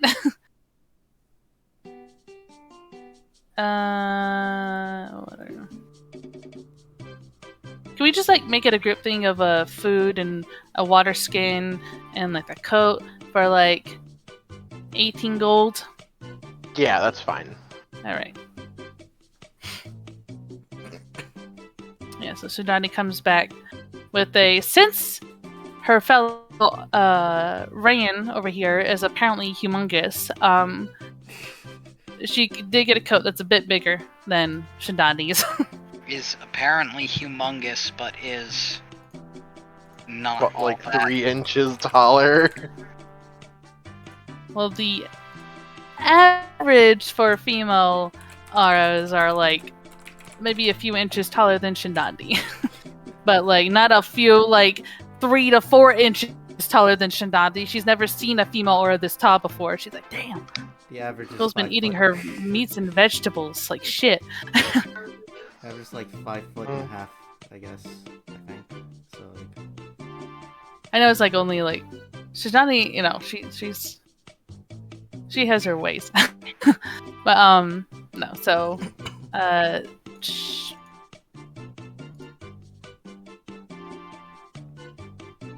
Hold on. Zombie, you need to change your name to match your characters. I'm not And on roll the- 20. I'm not on the thing. No, yeah, no, it's not.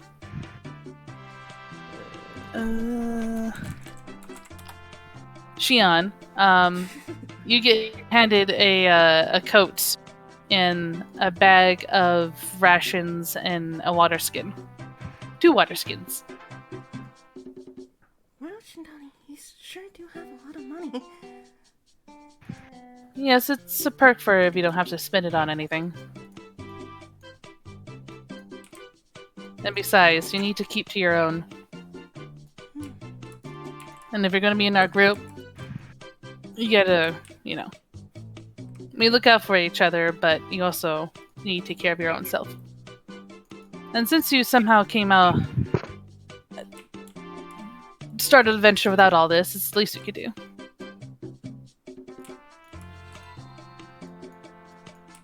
Wait a minute.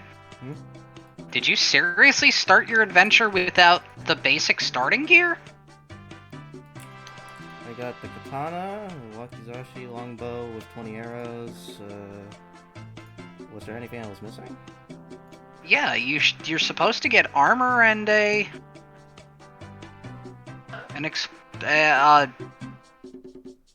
Explorers pack? yeah. Okay, I got the explorer's pack. Well, add 5 more rations to that. Because a big girl like you needs to keep eating. Keep you warm and strong.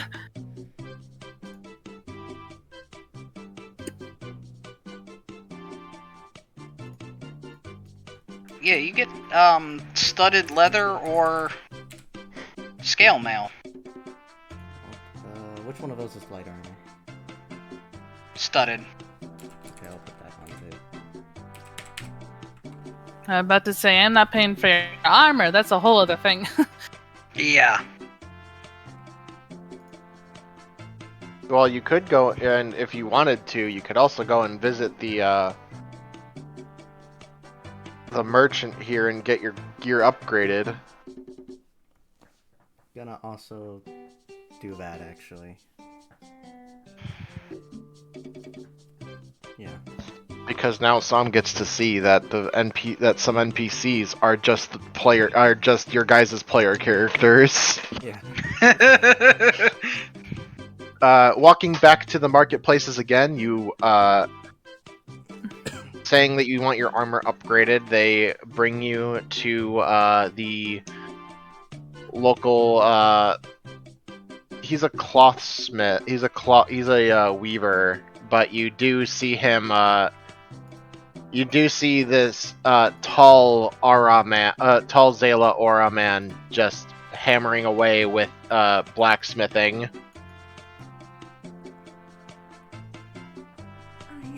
heard that. Ah, you guys. I heard that I can get my armor upgraded here. Yes, what would you like upgraded? This studded leather armor. What did I charge you guys? I think it was 100 to get it to a +1. I didn't have to worry about armor. Yeah. Maybe I should worry about armor. I don't have no dex, so it doesn't help me anything. I mean, base value goes up, but I mean, at least you have medium proficiency. Me? Yeah. No, I don't. I started as a white mage. white mage cleric, which didn't have medium proficiency. Not all clerics have medium. Or is it not all heavy? Yeah. Either way, it wasn't on the list. I think Pretty clerics get sure medium. Clerics get medium, and I'm pretty sure medium's also on the artificer multi-class. Yeah, cleric does indeed get medium armor. I have here And- that And Shani yeah, has... multiclassing artificer also gives you medium armor. Light, medium, and shields. For both. Yeah, she's onto the heavy shit anyway. She has 8 strength, so like Well, not heavy armor, but medium Yeah. armor you can wear just fine. Yeah, medium doesn't have strength requirement. maybe to her it does. It's cumbersome. I Fair. mean, If you don't want it, you don't want it. No big deal.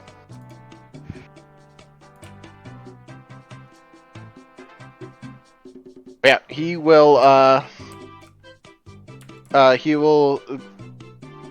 do a couple of he'll do the crafting animation and get you a high quality +1 studded leather. Can you also glamour it as well? I want it to look like some of the garbs of my people. And then he will give you a glamour prism and more than welcome to do it yourself. If you don't mind me, I gotta go get some rare nodes that are only up for a little bit. And you see him turn into a miner, and he is gone. if I'm not mistaken, that's Raj's character. Yeah, this Yes. is Raj. Love it. And you do see the little sign on the thing on like his little stall, and it says Rajan's Omni Craftery. Nice.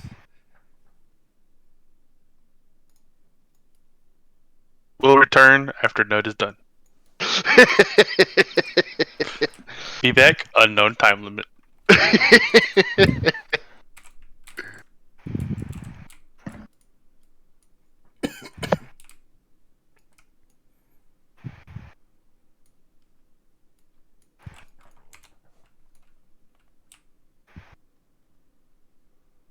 But okay.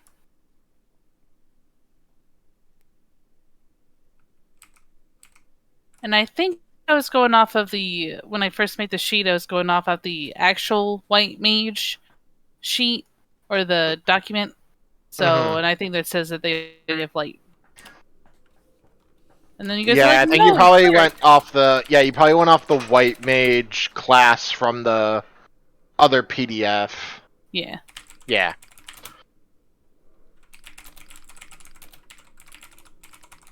Well, when she gets a little more money, she might splurge. Perhaps. Mm-hmm.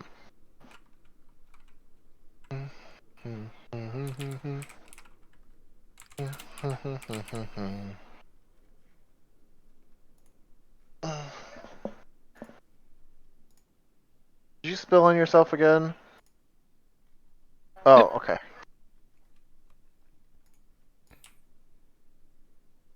All right.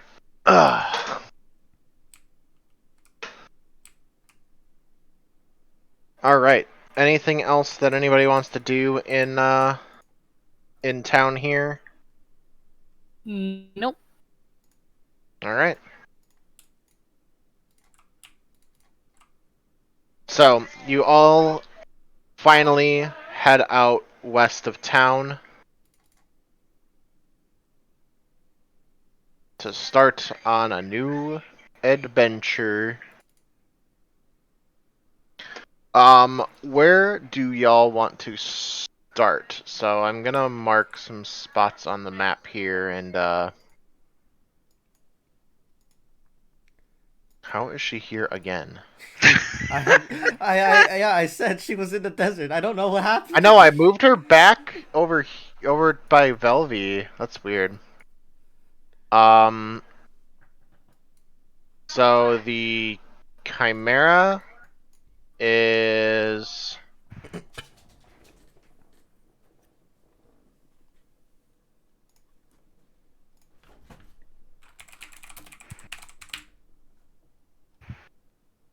here.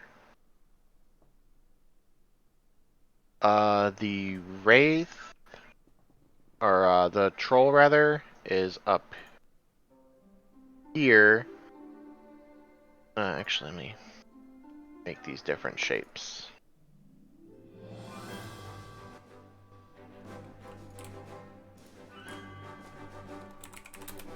That's the troll. And the haunted house is here.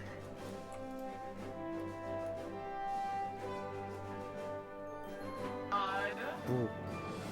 Boo. Well, let's deal with the witch first. Okay. And then just zigzag it, I guess. Here, here. Wait, which one's the chimera? I'm sorry, I wasn't looking. The when you circle. put it- Yeah, here, here, and here. Okay. Sounds good. Makes sense to me. All right. And on our way there, and it's like quiet time because we were fussing on trying to get going. So Johnny's going look over at Cheyenne and Xian. God, it's gonna take me a minute. And she goes, "So we added you to the group, but what exactly can you bring to the group? What are your skill sets?" I think it may be easier to just demonstrate them. Looks over at at Belby. You want to try it on her?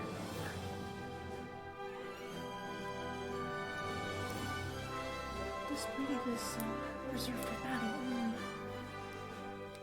I wouldn't want to unsheath it nonchalantly. Janelle raises an eyebrow but shrugs and goes, "So, alright.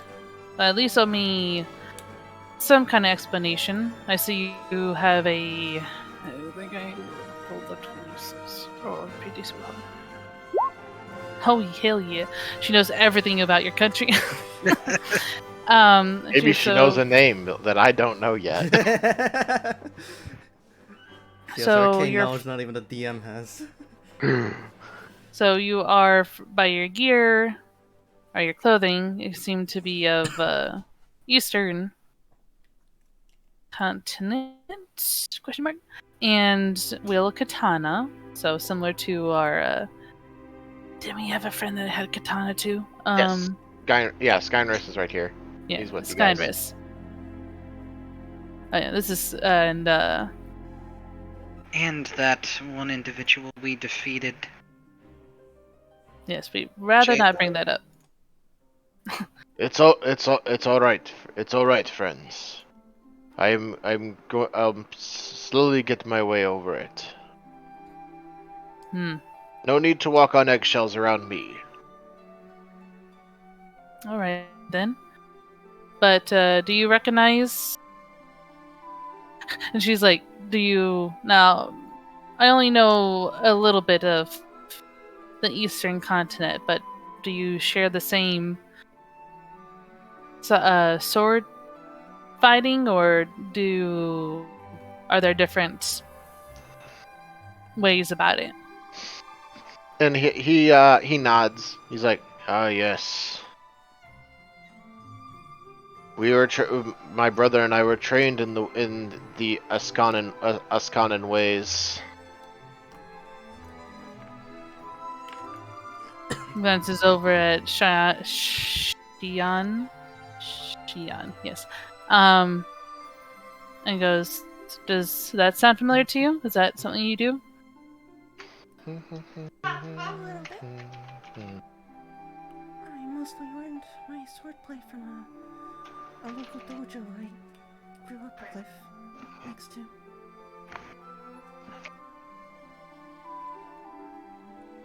After a while, I became an instructor there, and was one of the more famed ones.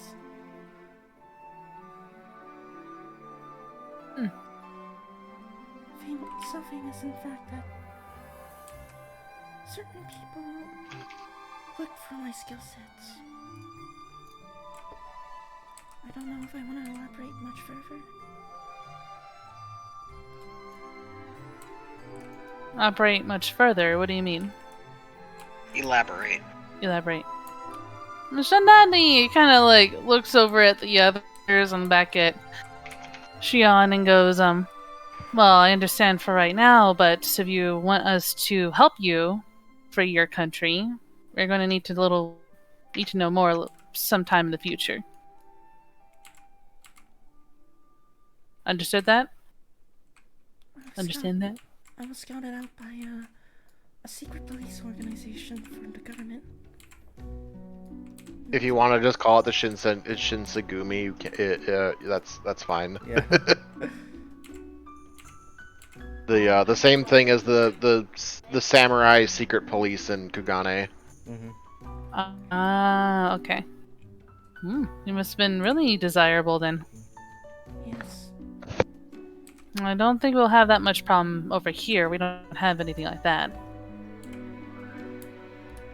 But okay, a powerful, mysterious skill set, being wanted by even government officials. Let's see. Well, in fair exchange of information, I guess I'll give you a little bit background on myself. I'm Shindandi. I come from the Water Enclave, is it Suna? No, Tsuna? Anyway, I mean, the Water Enclave is near Sapphire Cove. Yeah, but they have a name. I'm trying to think of how to say it. Suna? It's not Isuna, but with a T. Tsuna? Suna. Babe. Yeah. And, Tsuna, I think. yeah, Suna. A group of conjurers that are skilled in more of the healing arts compared to the others. Some are defensive and others are more offensive. I personally have left my enclave to learn a new skill, I guess you could say. And she's going to gesture over to her Nollives. I found a sage as a teacher and picked up my own Nollives, as they call it. But I prefer elemental magic over these sometimes, but they are quite useful.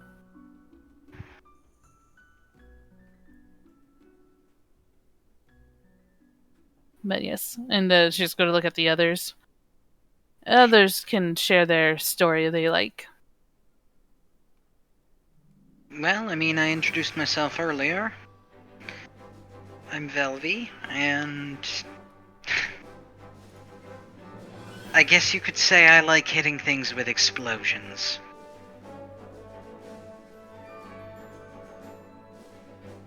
In a more descriptive way of saying it, the gun blade on my back channels concussive energy through the blade. It's loud, it causes a lot of recoil, and it hurts the enemy a lot more than it hurts me. Well, doesn't hurt me at all anymore. But, you know.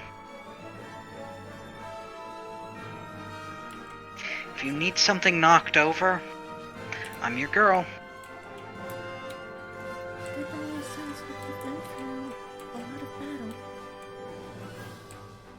I've been through quite a bit, yes. Been working as a mercenary for the better part of my life now at this point.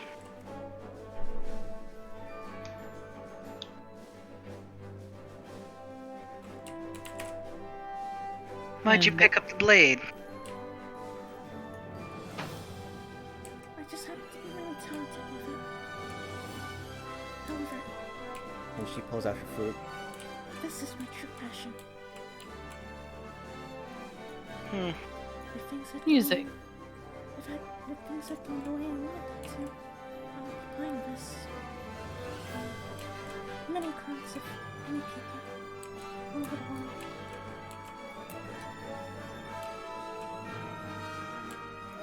What was the first part of that? If things don't go the way... If things went the way she wanted. Oh, okay. Sorry. The soft voice is sometimes hard for... I'm deaf, so I'm like, what did he say? But Yeah, I was wondering if that was going to be an issue. it's only certain parts, not all the time. Yeah.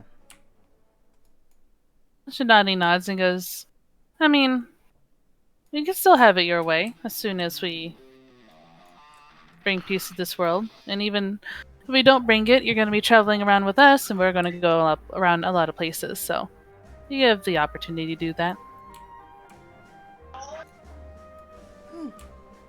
And she's going to glance over at Bulala, and she go, Bulala, how about you show her your business card?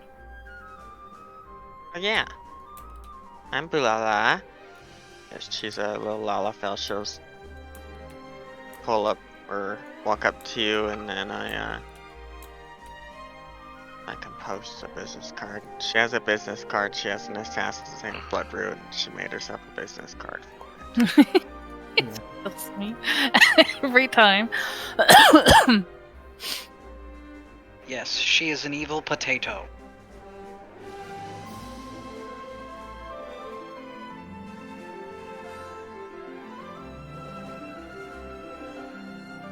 Oh, did you actually make a picture of her business card? You didn't know? Yeah. She did last time, yeah. Yeah. Oh, right. Okay. Yeah, I do remember that. I want to see if I can make a check to see if I can read it. Oh no.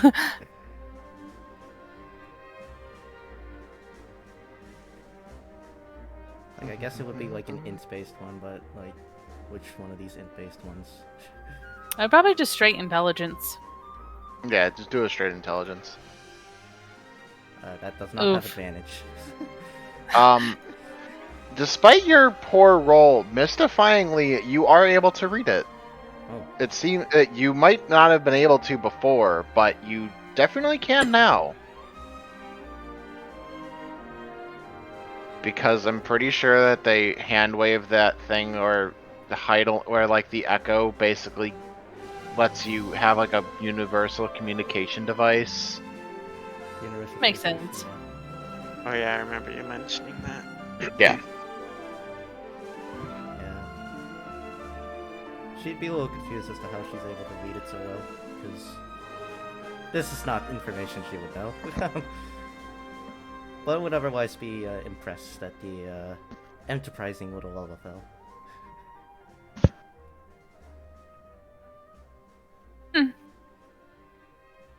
Let me know if you need anybody killed. Or just, taken care of.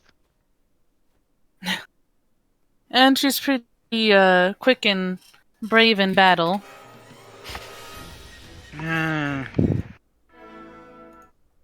Maybe a Brave. foolhardily. Maybe a little bloodthirsty, but he gets the job done. She's more reckless than I am, and I don't pretend that I'm not.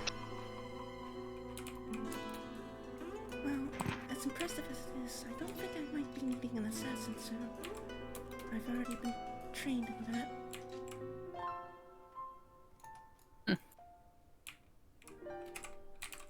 And then we... Oh, sorry. Oh, she's done. And then she's going to turn to Ralvik and go, and this is our, I believe they call a dragoon? Am indeed a dragoon. He can fly up pretty high up in the sky and has a cute little, she gestures over to the minion on his shoulder. Dragon minion. a dragon, I believe. Ashdaya. Ashdaya. And again, I have to remind you, I named the dragon before that became a relevant Yeah. plot point. Oh, I remember. It was like we started this game and then 6.1 came out and then there was a dragon in the story named Ashdaya. I'm like, oh. Yeah, I thought that Oh. was kind of funny. Small world. I was like, oh, huh. But he's also pretty fierce in battle and good have at your side. Just be careful because you might fly with me. Just saying. Don't believe me? That's a Lalafell. It's pretty fun. Oh my god. That's an interesting way to use the lance indeed. I believe it's a rarity of his family too. Yes. It is hard to dodge an attack that's coming down right on your head. Pretty much. I also breathe fire too. Hold on a second, I need to take a call. Okay. Buzz. Did you get materia, Raj? Yeah, he did. Okay, just making sure. He was like the first one. Yeah. He Like, threw yeah, down we the saw it, money. like- He was like, bam. Don't know how to put that shit in my character sheet. Yeah. So I mean, what I think we're gonna what we're gonna do is I'm gonna get you guys to the location for the witch, and then let's figure out how to put that stuff in your sheets, and then we will do Smack a the bitch? Huh? No one smack a bitch? Next bitch. yeah we'll do the actual like witch dungeon crawl next time. Okay. So, basically, oh, actually, let me get, oh.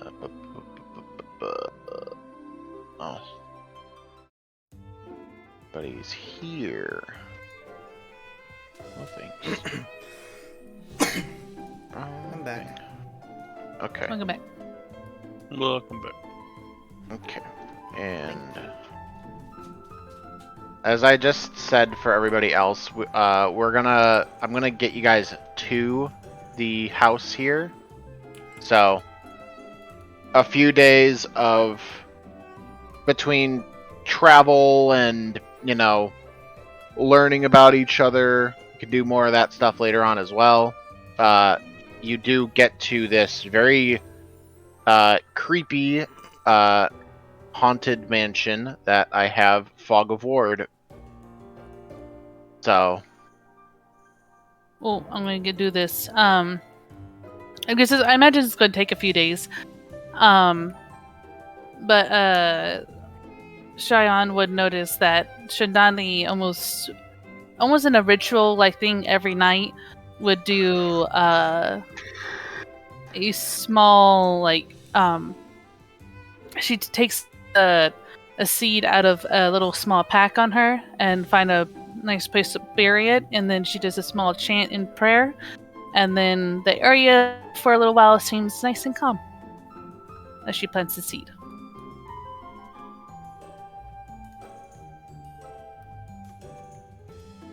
Okay. And every so often she seems to like sense, like she just tries to, she looks around like she's looking for something and goes quiet. Well, she's quiet most of the time anyway. And then resumes on, and you're like, okay. Like she's like trying to perceive something. The others are used to it by now, so they don't really like notice. But that's something that she would notice as, you know, the next few days they traveled together. Well, otherwise, within a few days as well, Shion would be playing her flute during quiet moments.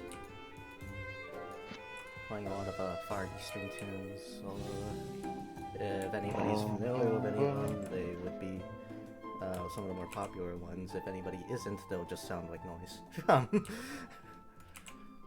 Pretty noise. Pretty noise. Bam, but bam, noise, bam, bam, bam, bam, Essentially, bam, bam, yeah. bam, bam. I wonder, would Shion know about the gunbreakers? Do they have gunbreakers over in her? Do they have conjurers over to where she Conjurers, yes. Gunbreakers, maybe? Gunbreakers It would probably be... gone. It's your world. Hmm. Yes, but their swords and guns look different than the more I'm guessing you have more of like a what I mean what kind of gunblade do you have besides like I know it folds out from your arm with the Well, big like great sword-esque gunblade, but like that does sound more like a western kind of thing, right? so there's two separate ones. There's the one on Right. her back, which is yes, just a. I imagine it as like a montante, the big ass great sword where you got the extra guard in front of the guard with a point where you can grip the blade for better control. Mm-hmm. And then yeah, she's got a longsword one that pops out of her arm that Shion hasn't seen yet because Shion hasn't seen her take her glove off. Yeah. Okay, but yeah, so while yours are more like more But standard European ones in they have style. guntanas. Yeah, guntanas basically. Yeah.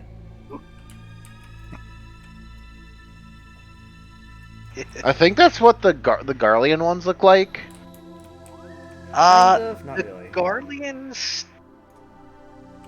The Garlean ones look more like falchions, actually. Yeah, that's true. Yeah, they do more look more like falchions. Yeah. We haven't really seen an instance of a guntana in 14. I think maybe somebody thought that would be too much weeb in one place. We have seen a really technologically advanced, interesting Garlean gunblade, though, that shoots ether lasers instead of whatever the hell the gunblades shoot. Lightning? Probably It's like something a like wave this. Gunblade katana. Yes. Yeah. Guntana. And it's lever action instead of a revolver. I dig it.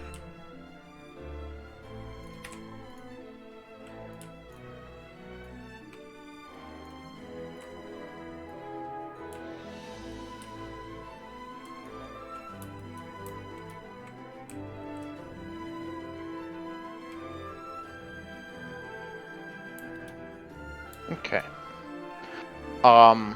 But yeah, so I mean I think they're just you can put them in you can put the things in as just like attack rolls for the materia. I put them in damage too. Does that work too? Yeah, for the D4 of additional damage, yeah. Yeah. But for the actual like spells and like the quote unquote spells you can cast from them. Oh yeah. That's Um let me see.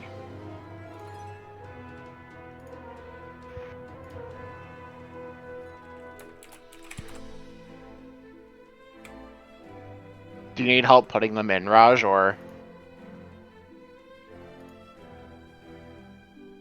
Where do I put them at?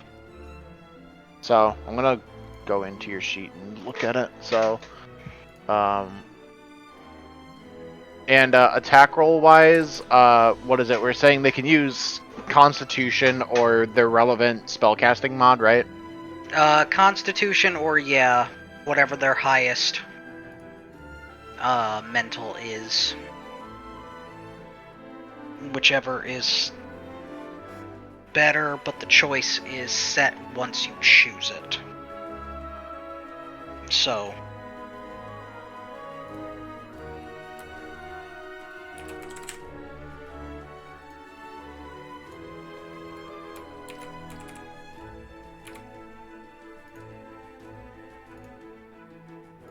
I'm legitly sitting here watching you do this. maybe you should be learning! Why do you think I'm fucking watching? Duh.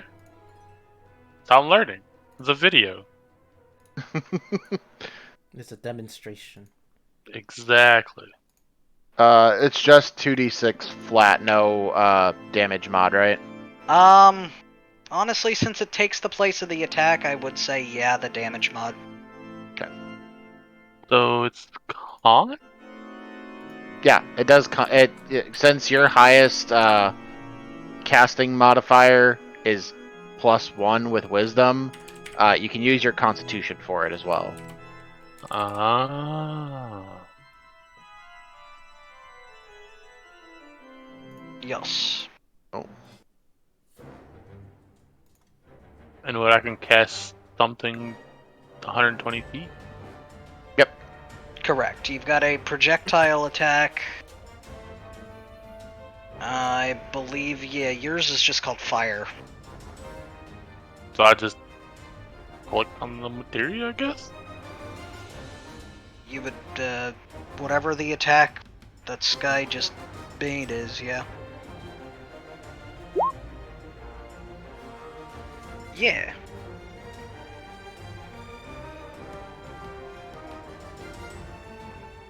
And then you'll have... At this point, you'll be able to cast... And I just hit fire materia to click the damage, right? You'll be able to cast Fyra or Fyraha. Not Fyraha, Fyraga. Yeah, that one. Fyraga. Fyraha is biggest. Yeah, I played 11. Yeah, I know, Raj. I know all the agas and ahas.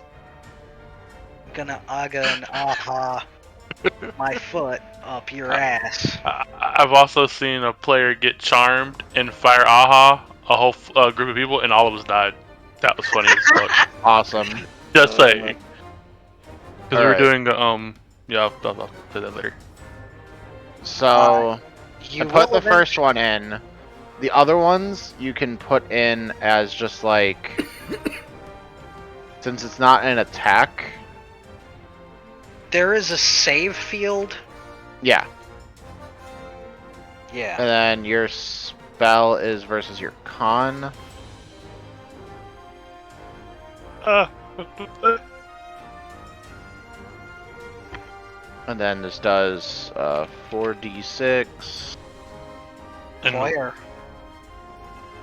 Fire. And this is in a 5-foot radius.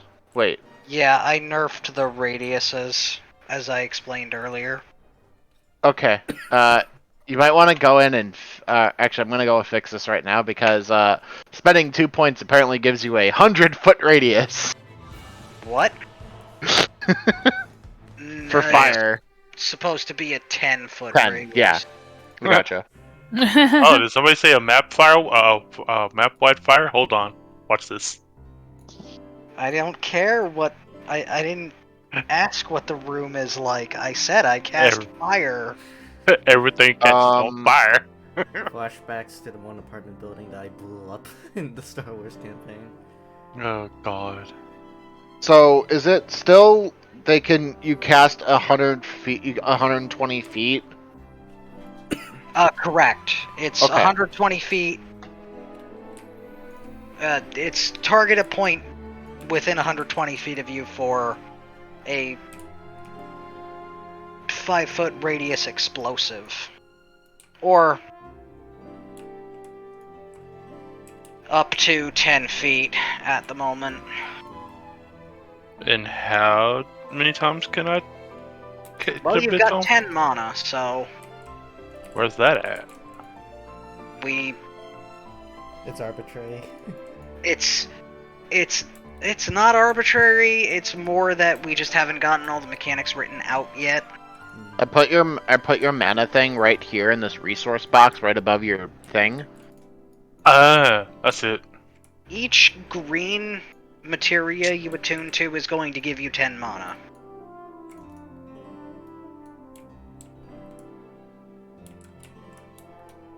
There's also an MP up, which is going to give you more, and I believe we've already got that. I believe I've already got that one written out as a 3 tier that gives you up to 30. Oh no!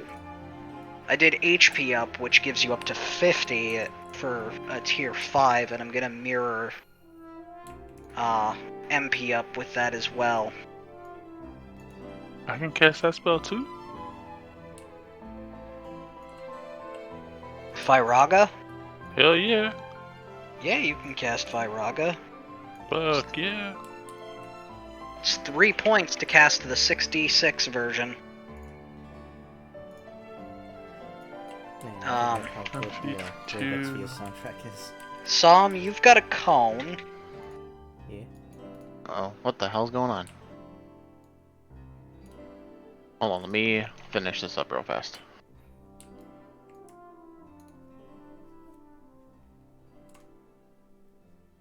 Wait, what did I do for these?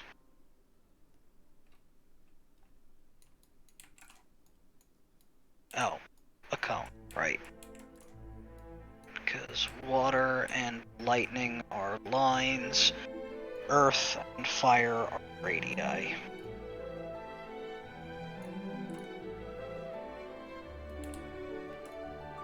Oh, so we just don't have a water person. Yeah. Well, Sky, you need to make somebody who's attuned to elemental water and have them join us. So, Carr might be coming back. Oh, He said he made it sound like he was going to be able to show up tonight, and then something happened and he got called into work. Yeah. I asked him about it too. Yeah. And that's also part of the reason why I introduced Manny, is because he's a very good reason for if somebody can't show up to a session, he can just come and grab them up yoink. and then vomit them back out and be like, "Oh, you're here now." David would get de-resed and re-resed. Yeah, so hopefully we'll see about hopefully Carr is able to play a little bit more permanently. We'll see. If he's not able to, fine. He'll just show up and, and dip out whenever he's able to. But we'll see.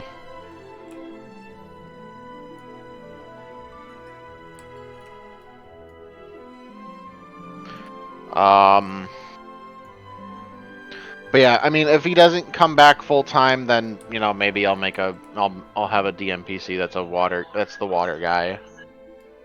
Could always just use Aidwin. I could. Further She is. I already do plan on having her be a monk, so she's already the class I'd want to play. Yeah, and just further distance her from her previous incarnation of all fire all the time True. by being the exact opposite. Water. Mm-hmm.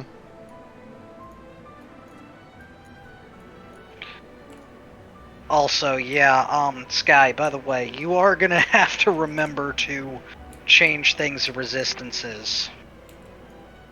Because, like, water elementals, for example, Yeah. we might consider either changing acid damage to water damage, or just giving water elementals resistance to water damage, and so on for other creatures that would have those damage resistances. Mm-hmm. Just because we don't want certain elements to have an inherent advantage just because don't exist, technically, in terms of how the 5e system thinks of them. Yeah.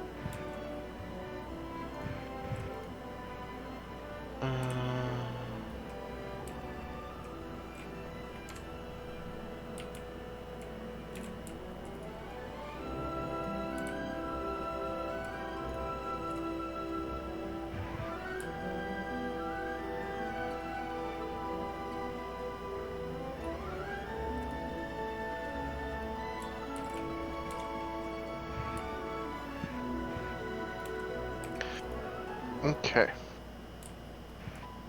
But yeah, as materia is still a thing that, we're still, very much working on, ask questions, we'll try to figure that out as we kind of go along here. There is an overall plan. It's mostly just not written out. Like I said, I haven't gotten things written out as well as I'd like to. I have crippling depression. Yeah.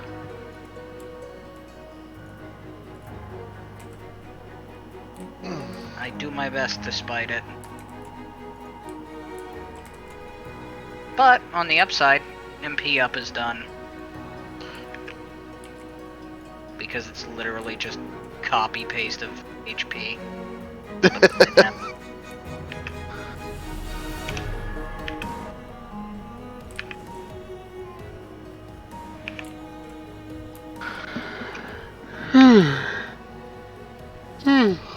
Oh, excuse me.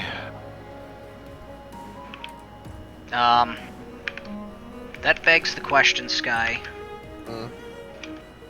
Interaction between Materia's MP and Class's MP. What's your thoughts on that? Because, I mean, the only one it's relevant to is, at this point, Shandani. Yeah. How many spell points is she working with at the moment? She is a full caster, so 4 times... No, 3 times. Where's it? No. Yeah. 3 times.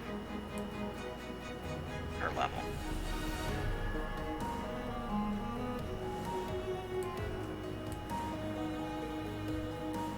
Huh.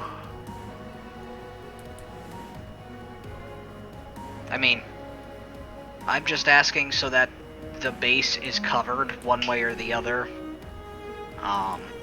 Yeah. It's one of those things of I can see reasoning for both from a mechanical and balancing perspective. Mm-hmm. So, ultimately, I almost feel like the MP should be about like half of its totals. And then otherwise I'd be fine to add that to both materia and spell points.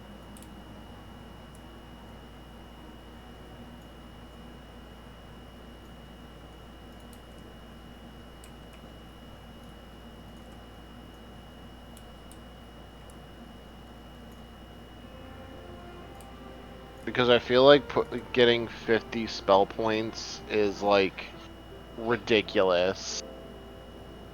fair. So I would say 5, 10, 15, 20, 25 for the tiers. Because then at least it's like, it's a small incremental bump. And it still lets her cast a lot more spells. True, true. Ooh.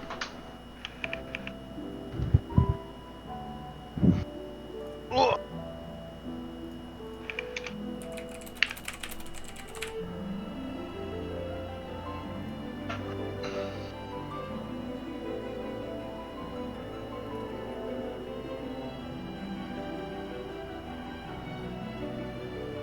Alrighty, guys, I'm gonna get off and get ready for bed. Alrighty. I think I'm gonna do the same myself. Yeah, I'm gonna Okay. head out. Welcome to the party, Sam. Yes, indeed. Good night. Alright, Have a have a good good evening, one. everyone.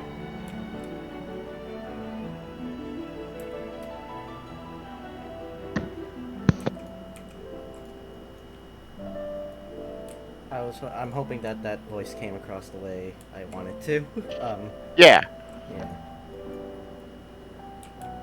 Disconnect Mr. Fred Boat.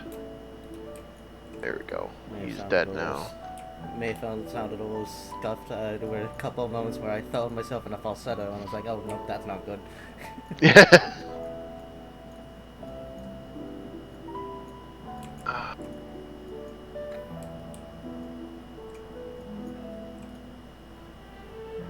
Where is that fucking...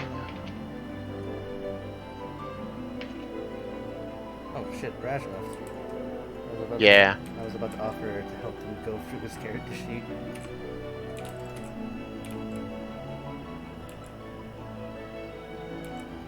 What, for, Yeah, for the other game, yeah.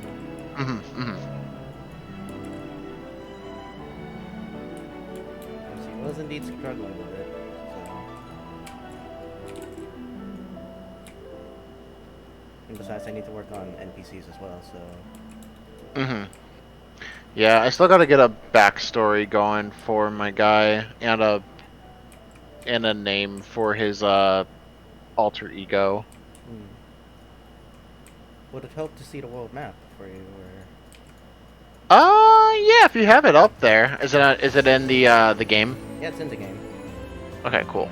I'll take a switch to look. the game. You're not on it right now, but I'll move the players onto it. It's not as comprehensive as I would like, because there's... the capital cities are still not there, but the names of the countries are there, so... Okay.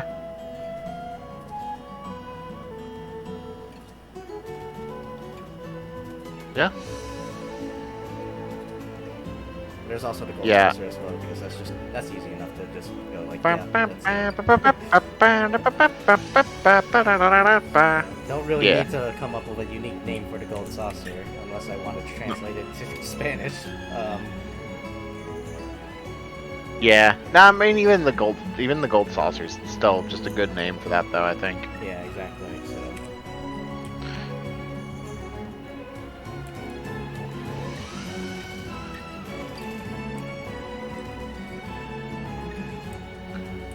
Yeah. I mean realistically the only thing I really need to do on my sheet now is to just put in my fucking my blitz moves as attacks and my combo finisher. Which combo finisher did you go with? Steel Peak.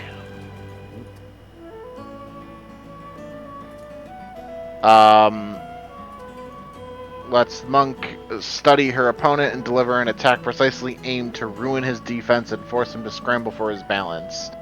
While he struggles to ready himself, he becomes more vulnerable to the Monk's attacks. As part of this combo finisher, the Monk makes a single melee attack. This attack deals double unarmed strike damage. In addition, the target must make a reflex save or become flat-footed until the start of his next turn. If the target cannot be caught flat-footed, he still takes the unarmed strike damage, but otherwise suffers no ill effect. I figured having one that was like kind of support-oriented and set up the team will be good for the future to kind of... Could also be good to set up your own combos as well afterwards. Yeah, exactly.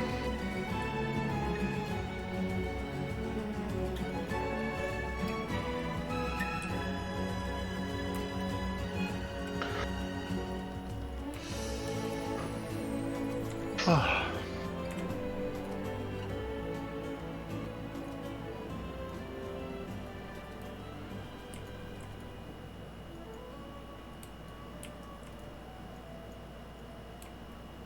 I was actually up pretty late to figure out what the name for the northernmost region will be actually, because I know jack shit about Russian, and it's supposed to be like the classic religious Russia spin. Chiganisk.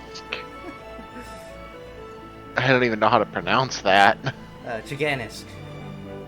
Chiganisk? Is Okay. what I'm electing to pronounce it. Yeah?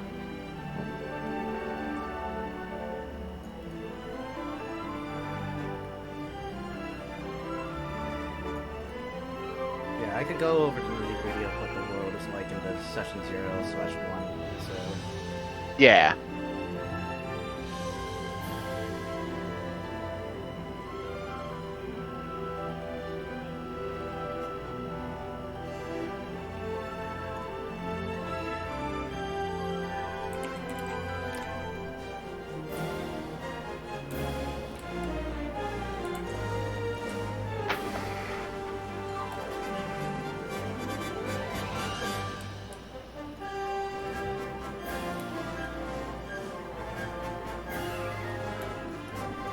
I'm gonna switch over to 14.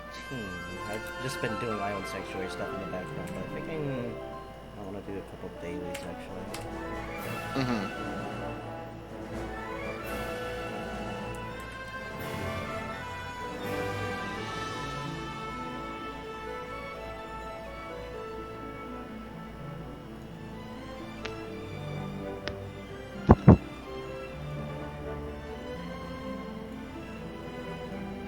So you're just working on trying to refine the materia system right now? Or... Yeah, for the most part. I want to work with Magnus on it and just like get it fleshed out enough that we're comfortable with it being good. For now, though, I do need to get off. I need to go and do some. I gotta go clean up my kitchen and shower and crap. So Yeah. I'll catch you later, man. Yep, see ya. All right, bye.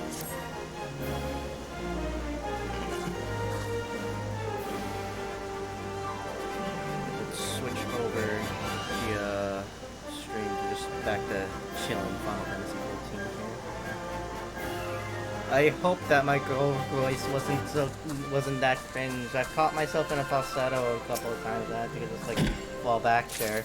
I need to learn to speak a lot slower in my girl voice. Just because like I never realized how quickly I spoke until I like started practicing for the girl voice, and I realized I speak a little too quickly for the voice to keep up. So so I have to practice on speaking a lot slower. I'm thinking of just doing a couple dailies, really. Or doing the one magic technical difficulty side quest. It shouldn't take too long. It's just one side quest. Man, I forget how amazing the friggin' Brave Exvius soundtrack is. I was about to suggest that I should go back to playing Brave Exvius at some point, and then I realized that that would be the third gacha game I'm playing currently. No, fourth. Because I'm still thinking of going back to Genshin. I just haven't yet. And then there's Fate Go, and Arc Knights. While I've been a little slow on all my gacha game playing just in general, like still like a little excessive to add another gacha game to the list. That and the fact that like Brave Exvius as a gacha game is kind of toxic. Not gonna lie.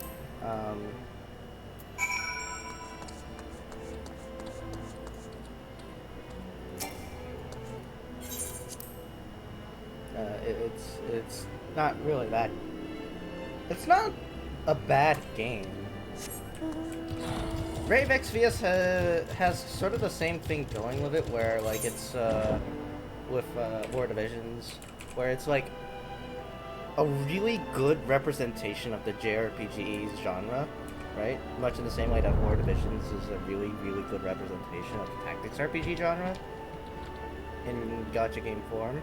It's just that the combination of the gacha game elements just don't mesh too well with some of the core parts that make those games really especially good. Character building, for example, almost non-existent in Brave Exvius and War Divisions. Good, by the way. That's a good thing because it's not too shit would be too complicated for like hundreds of characters. I think Brave Exvius is celebrating like 500,000 characters. Of course, a lot of them being just different variations of the same character as well doesn't help. So better to just have a simple gearing system where it's just like the character has gear.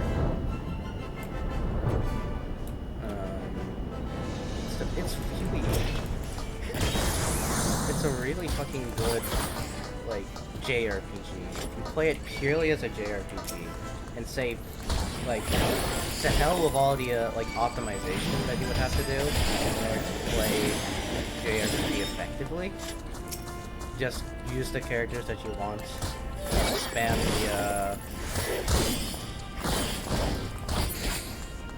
the abilities that you want and need. Then like it's really good that way.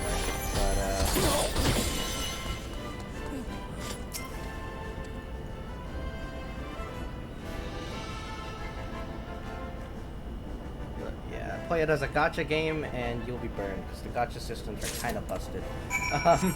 Play it as a hybrid of the two, or basically if you incorporate any like gacha game into it at all, then like your experience becomes a lot worse. Which is a shame because a lot of the good things about gacha games is the variety of characters you get through the gacha system. And the different like abilities they bring and playstyles and the character or party compositions that you can make with those characters is really cool. Even if it is a gacha game at the end of the day.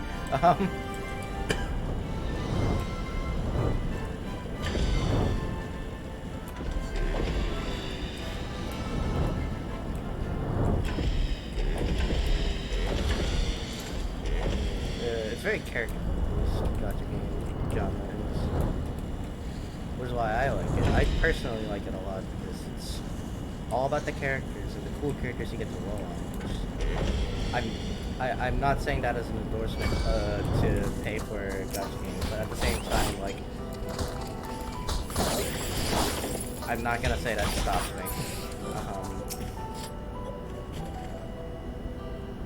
Right? Like, that's the core appeal of it, right? That's entirely what the appeal is these cute, cool, or otherwise just really outstanding characters that people want to play as. To put in their party compositions for whatever reason they want, right?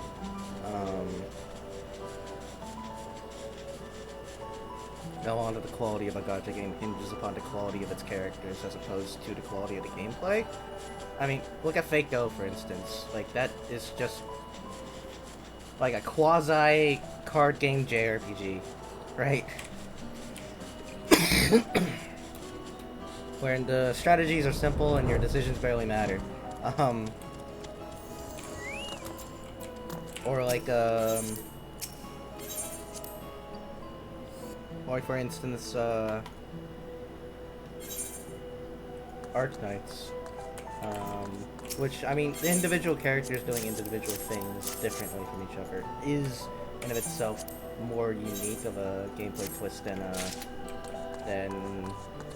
like, most gacha games are. But, like, kind of the crux of why gacha games aren't as bad as people say they are is entirely because you only put in the money you want to put in the money for, essentially. And while that's I mean, like, it's way worse than that, to be fair. Because there's a lot of things in the game that tries to encourages you to spend as much money as possible. I'm gonna decide to do the trials roulette. Because I can do that now as a samurai.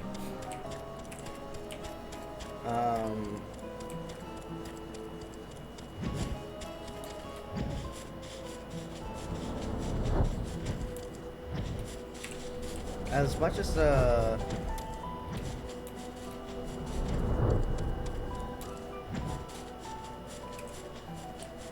like as much as the game like heavily encourages you to roll for this character and whatnot, like most games don't require you to do that, you know.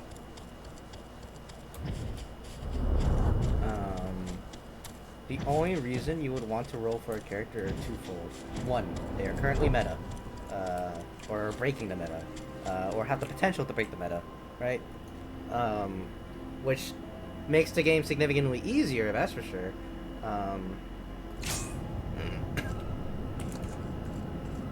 But also, but it also could like add a layer of depth to the game as well, depending on which character we're talking about. The other reason is like, you like the characters because of their why does none of them have tank stance on? You like the character for aesthetic reasons, or character reasons, or lore reasons, or story reasons, whatever have you. You want to have proof of your like devotion to the character by having them in your party constantly. Which, again, like, those elements are, I realize, explicitly there to try and get you to roll for the character in the first place, but,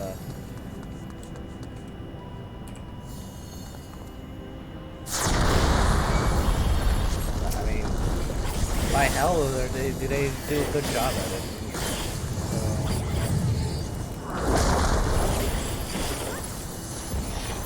So if you just decide, like, Ayo, I don't really like this character all too much. You can just decide, yeah, I don't like this or I would prefer to have this other character. You can kind of build a strategy going on. It's not strictly, it's not like putting a gun to your head and saying, yo, get this character, right? There's only a few gacha games or gacha game characters that I can think of that are anyone remotely like that. Really?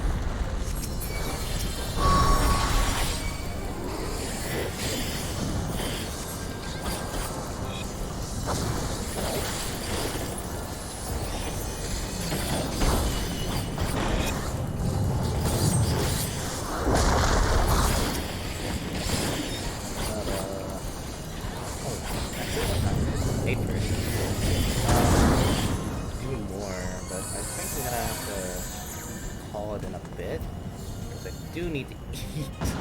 And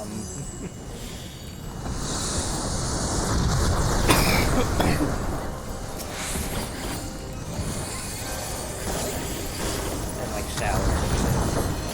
And then eventually get ready for bed, although I don't have anything much to do tomorrow. I think I'm thinking of doing like in the afternoon.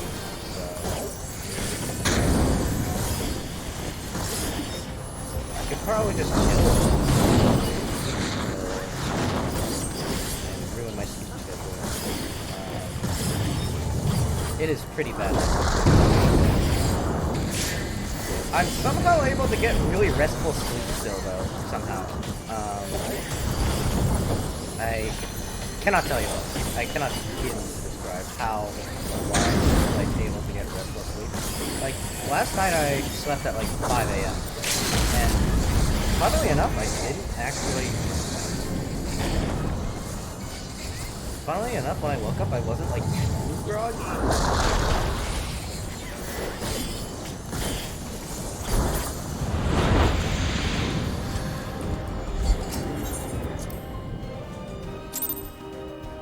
Like, I had a lot of energy when I woke up, actually, funnily enough. But I woke up at, like, 10, so I only had, like, 5 hours of sleep. So I don't have no idea how that works. Or actually earlier today, right before D&D, I had like an hour nap, or an hour-long nap. Like I woke up feeling pretty, like, energetic. In fairness, like that didn't translate too well because I lost a lot of that energy pretty quickly into the D&D campaign. But a lot of it is back now, funnily enough, somehow. I think a lot of the energy I lost was mainly just because I didn't have my AC on and it was really hot. Rather than I was just tired. Because I have a lot of energy right now, actually. I can stream for a good long bit.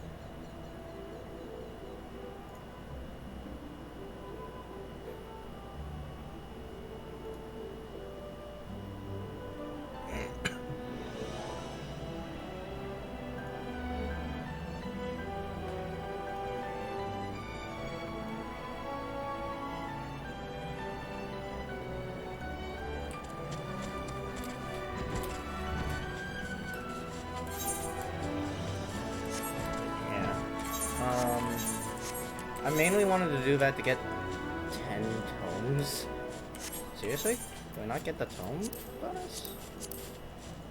Oh, not on trials. I get tome bonuses on other things. So let me do Alliance Raid then. Because I get a tome bonus on Alliance Raids. I'm mainly doing dailies for tomes since I need a lot of them in order to get my character geared up here. I realized I was at a gear deficit for a lot of my characters. 30 and below, so that's not actually going to be very helpful. It's guaranteed to be Labyrinth for the Ancients, which is why it's on the Institute. If this were on my main, I would definitely be getting like Orbon Monastery right now. That's probably what it would chuck me into, honestly.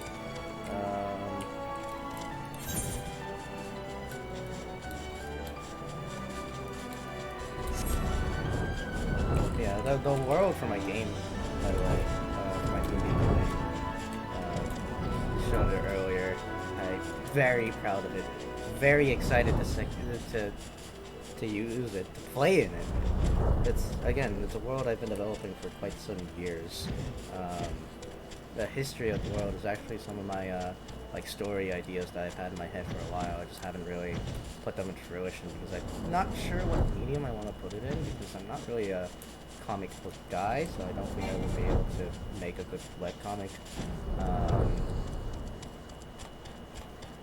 Although if it's more manga inspired, then maybe. And holy shit, nobody's doing anything.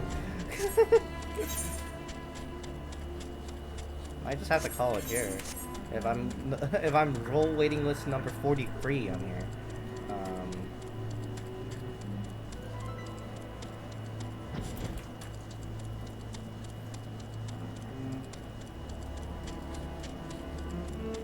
Yeah, in the background of the D&D campaign, the D&D session, by the way, I was doing Island Sanctuary stuff.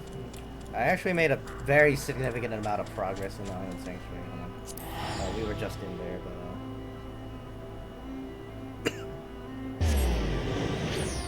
I want to low-key flex a little bit, because I want that glamour on this character. She would look adorable.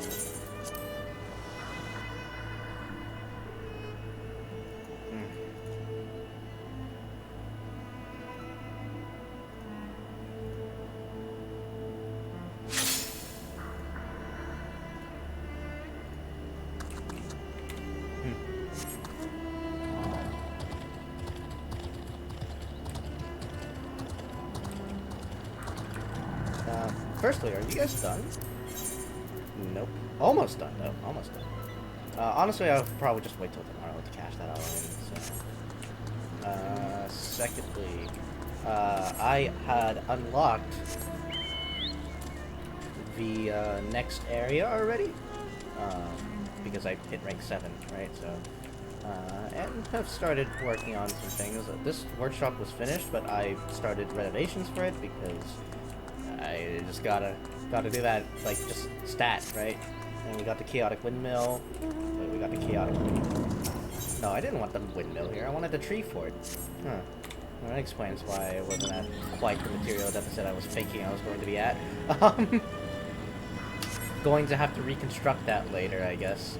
But that's fine. It's probably not too important to have a variety anyways. It's just as long as the thing is there. And I can reconstruct it anytime. In fact, actually, I could probably go over here and reconstruct the windmill to be a tree fort if I really wanted to, How much would it cost? I'll wait till tomorrow. I mean, I have more than plenty, but I'll wait till tomorrow regardless. Because it's not something I'm too fussed about. This is not my main.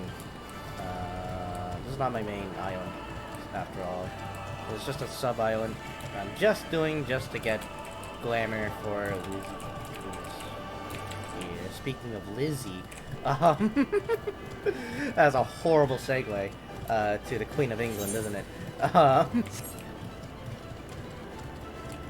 I shall probably note that Elizabeth is not named after Queen Elizabeth. It is because I just thought that Elizabeth, Lizzie, our girl, Lizzie's. Yeah, right.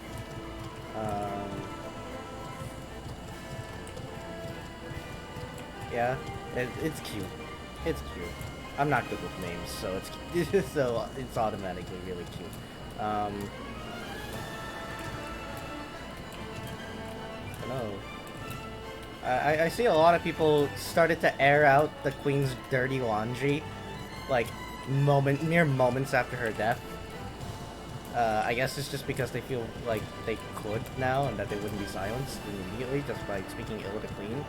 But now we run into the other issue of don't speak ill of the dead, which I feel is more important than don't speak ill of the Queen. And so I feel a little icky scrolling through my Twitter feed and seeing people fucking clown on the Queen in England in general, when fucking, like, I'm a pretty big believer in do not speak ill of the dead, I feel. No matter how bad of a person they ended up being in life. Which I don't even think it was really that bad.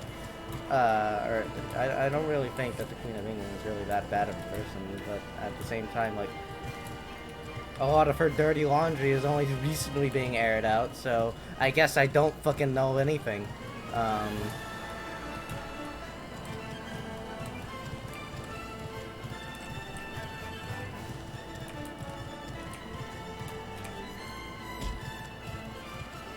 So yeah, heart goes out to all the people who care, right?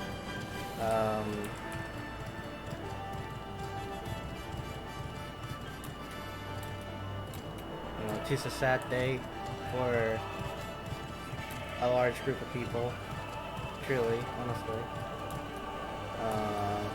And for the people who were super anti-Queen, I guess get the champagne ready, I guess. I don't know. Again, like, I don't really have anything particularly personal against the woman or anything like that. Or at the very least, there's not a lot of things about her that I know that were bad. Like, the most intriguing bit of knowledge that I have about the Queen of England was that she allegedly owned a golden Wii.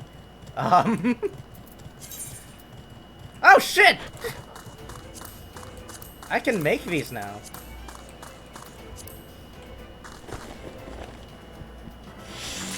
It's a little awkward to make them through my skirt here, but boom. I got them now. I got them. I didn't realize that that those unlocked after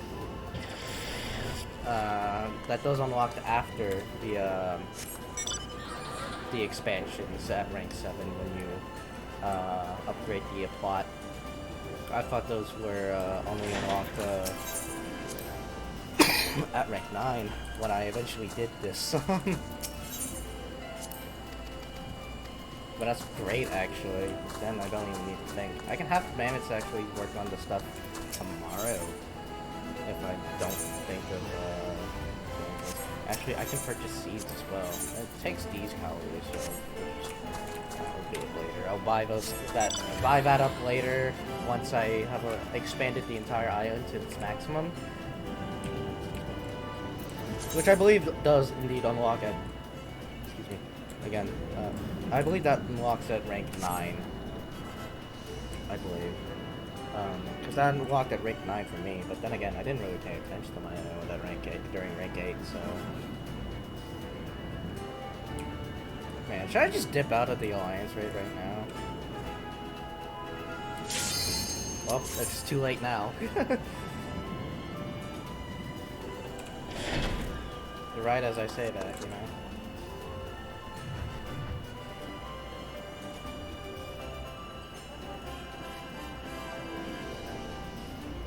Yeah, it wasn't obvious already. Shion is indeed, like, based off of Okita Soji, actually.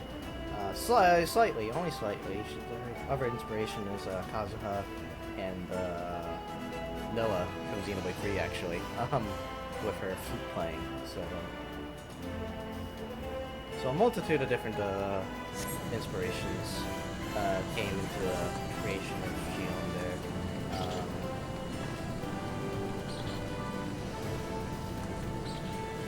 Again, the big one being that she was part of the Shinsengumi. So she is basically the so that's where her Okita Soji inspiration came from. Her character as a wandering samurai in general was inspired by Kazuha in Genshin, and her flute playing tendencies were inspired by Noah.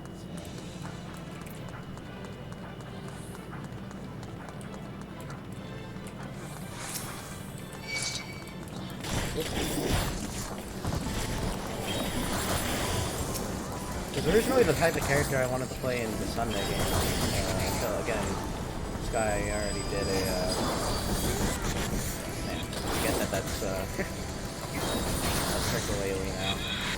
This guy basically just popped on the idea to make like two characters. I wasn't gonna step on his toes. Sounds like the doctor's doing really cool.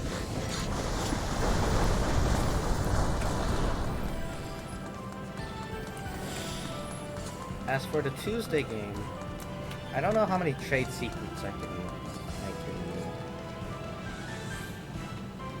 share here, but I do have a few character ideas for characters that will show up on the road. Obviously, since it's going to be a Final Fantasy-based game, Sid's going to be a prominent character, and he's okay.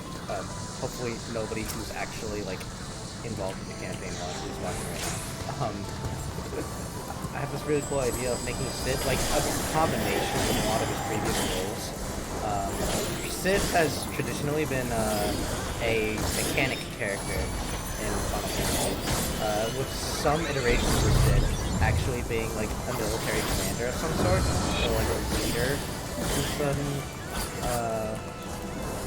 cases, like Sid Ranger, or the Sid from Final Fantasy 8, like Zero, as well. So I was thinking that I would combine that by having like a nation of mechanics, essentially, a technological nation, wherein he was the ruler of it. He was, I guess, the leader of it. It's less so structured like a country, and more so structured like a battery line or an Amazon warehouse. So his official title, instead of being like King, Sid, whatever, is actually Chief Overseer, CEO. I could have also done like Chief Operating Officer as well.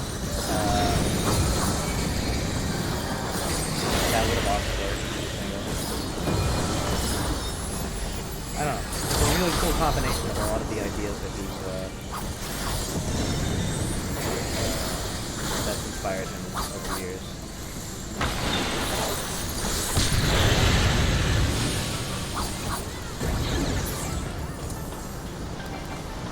I don't have Private Kude, so I can't undo my sins. The sins I have are the sins that I have, man.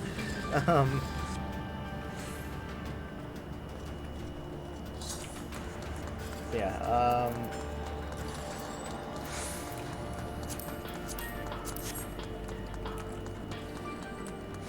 I don't know, I feel like that's really cool.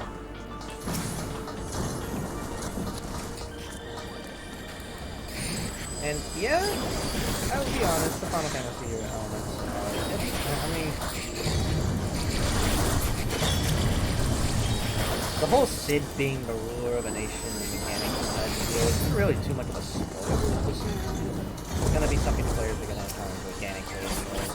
Or not organically, it's gonna be something that the players are going to learn in a Session 0 type of thing rather than a world. Probably, most likely. I would probably mention that that is the way that country operates. I don't know if I would mention it as Cid or anything like that, but... and there are more secrets about your nation character that I am not going to get into.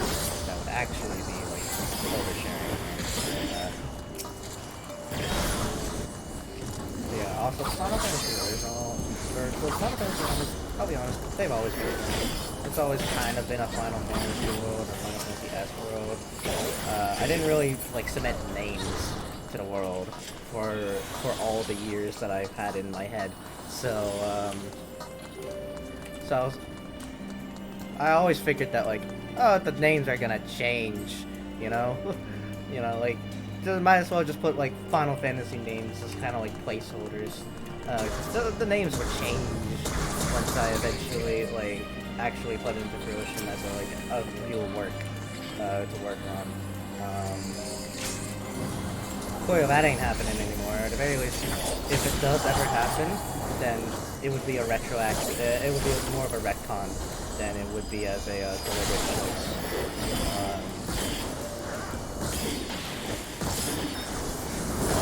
Like it originally would have been, which I'm fine with. I love Final Fantasy. Giant props if somehow in a crackpot world it ends up being a real Final Fantasy world, in which case, good boy. Right? That's like super crackpot. I doubt that's ever gonna happen. It's like the chances basically like it's up to the chance.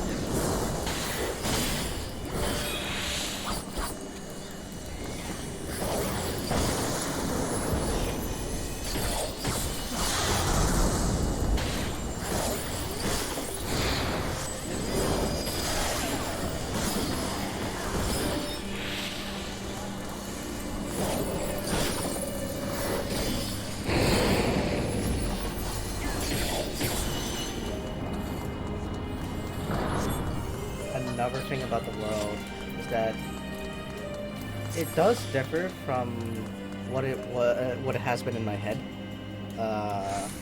versus when I put it on paper, because this is actually set pretty early on in the world's history, in truth, actually. Just because I've just got a large gap in the middle to account as is that a real dress?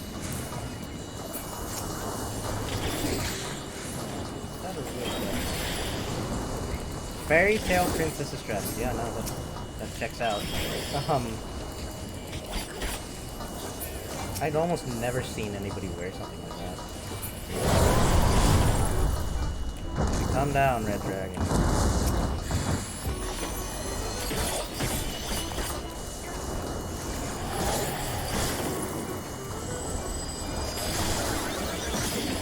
Why are people provoking, by the way?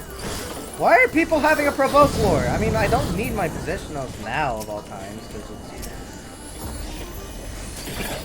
the positionals only affected Kenki game on Samurai, not potency.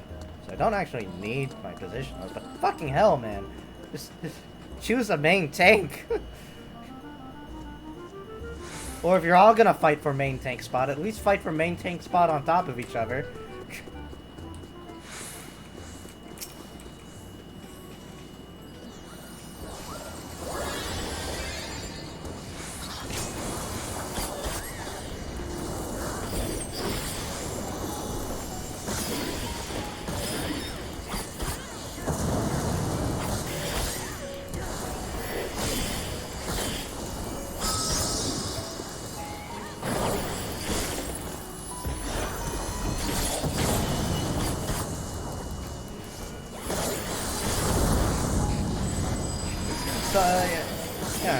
Someone in Raid Chat just said what I just said. What's with the provoke wars, fellas? What is with that? Why are they provoke warring each other? Why aren't they on top of each other in the process? And why are they ignoring ads?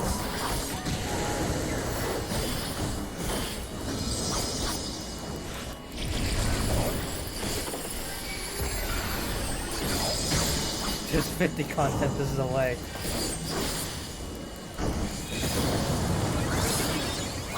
Is this what the crowd is like late at night? Ah! Away from me! I don't know if Mini gives you a... Well, you're gonna have to free me, I'm too close. Thanks, buddy. I don't know if Mini actually gives you, like, a physical attack speed up. Does it? Damage dealt is reduced, yep. Damage taken is increased. It's just the effect from free. Yeah. So, I really did not want that. I don't know, I don't think the Mini in the Tower of Babel, like that, so I don't think it was. I think it was just you get smaller, but I don't think it was you took more damage and you dealt less damage.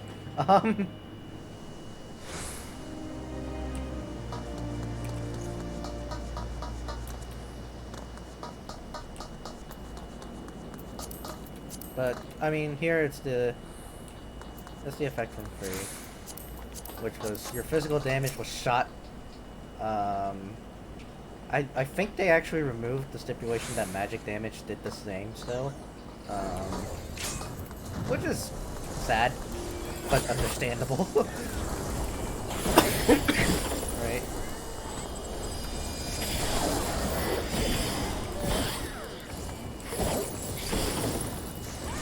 Wow. Raid casting is kinda toxic, boy. I guess this is what the late night crowd really is like.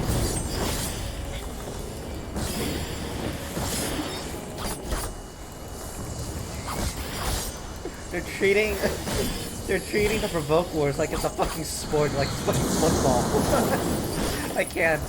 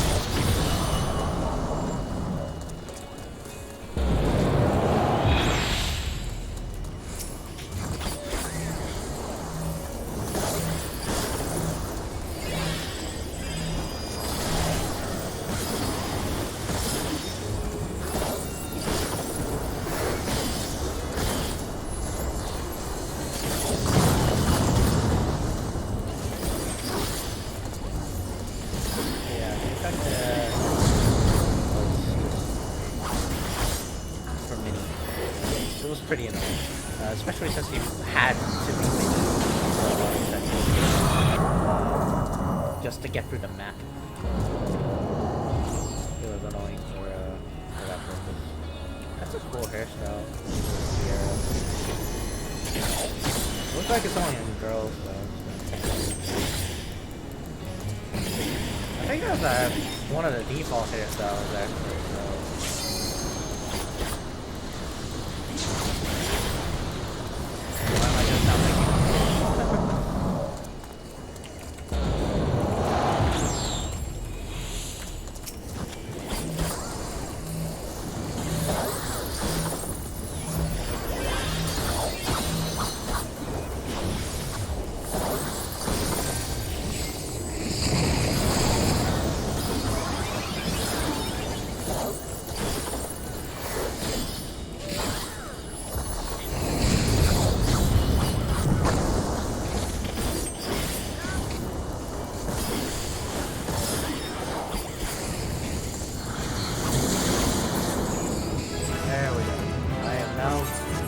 now got the Kenki blade. Neat. I'm out of here. I don't want to spend another second in that poison pot.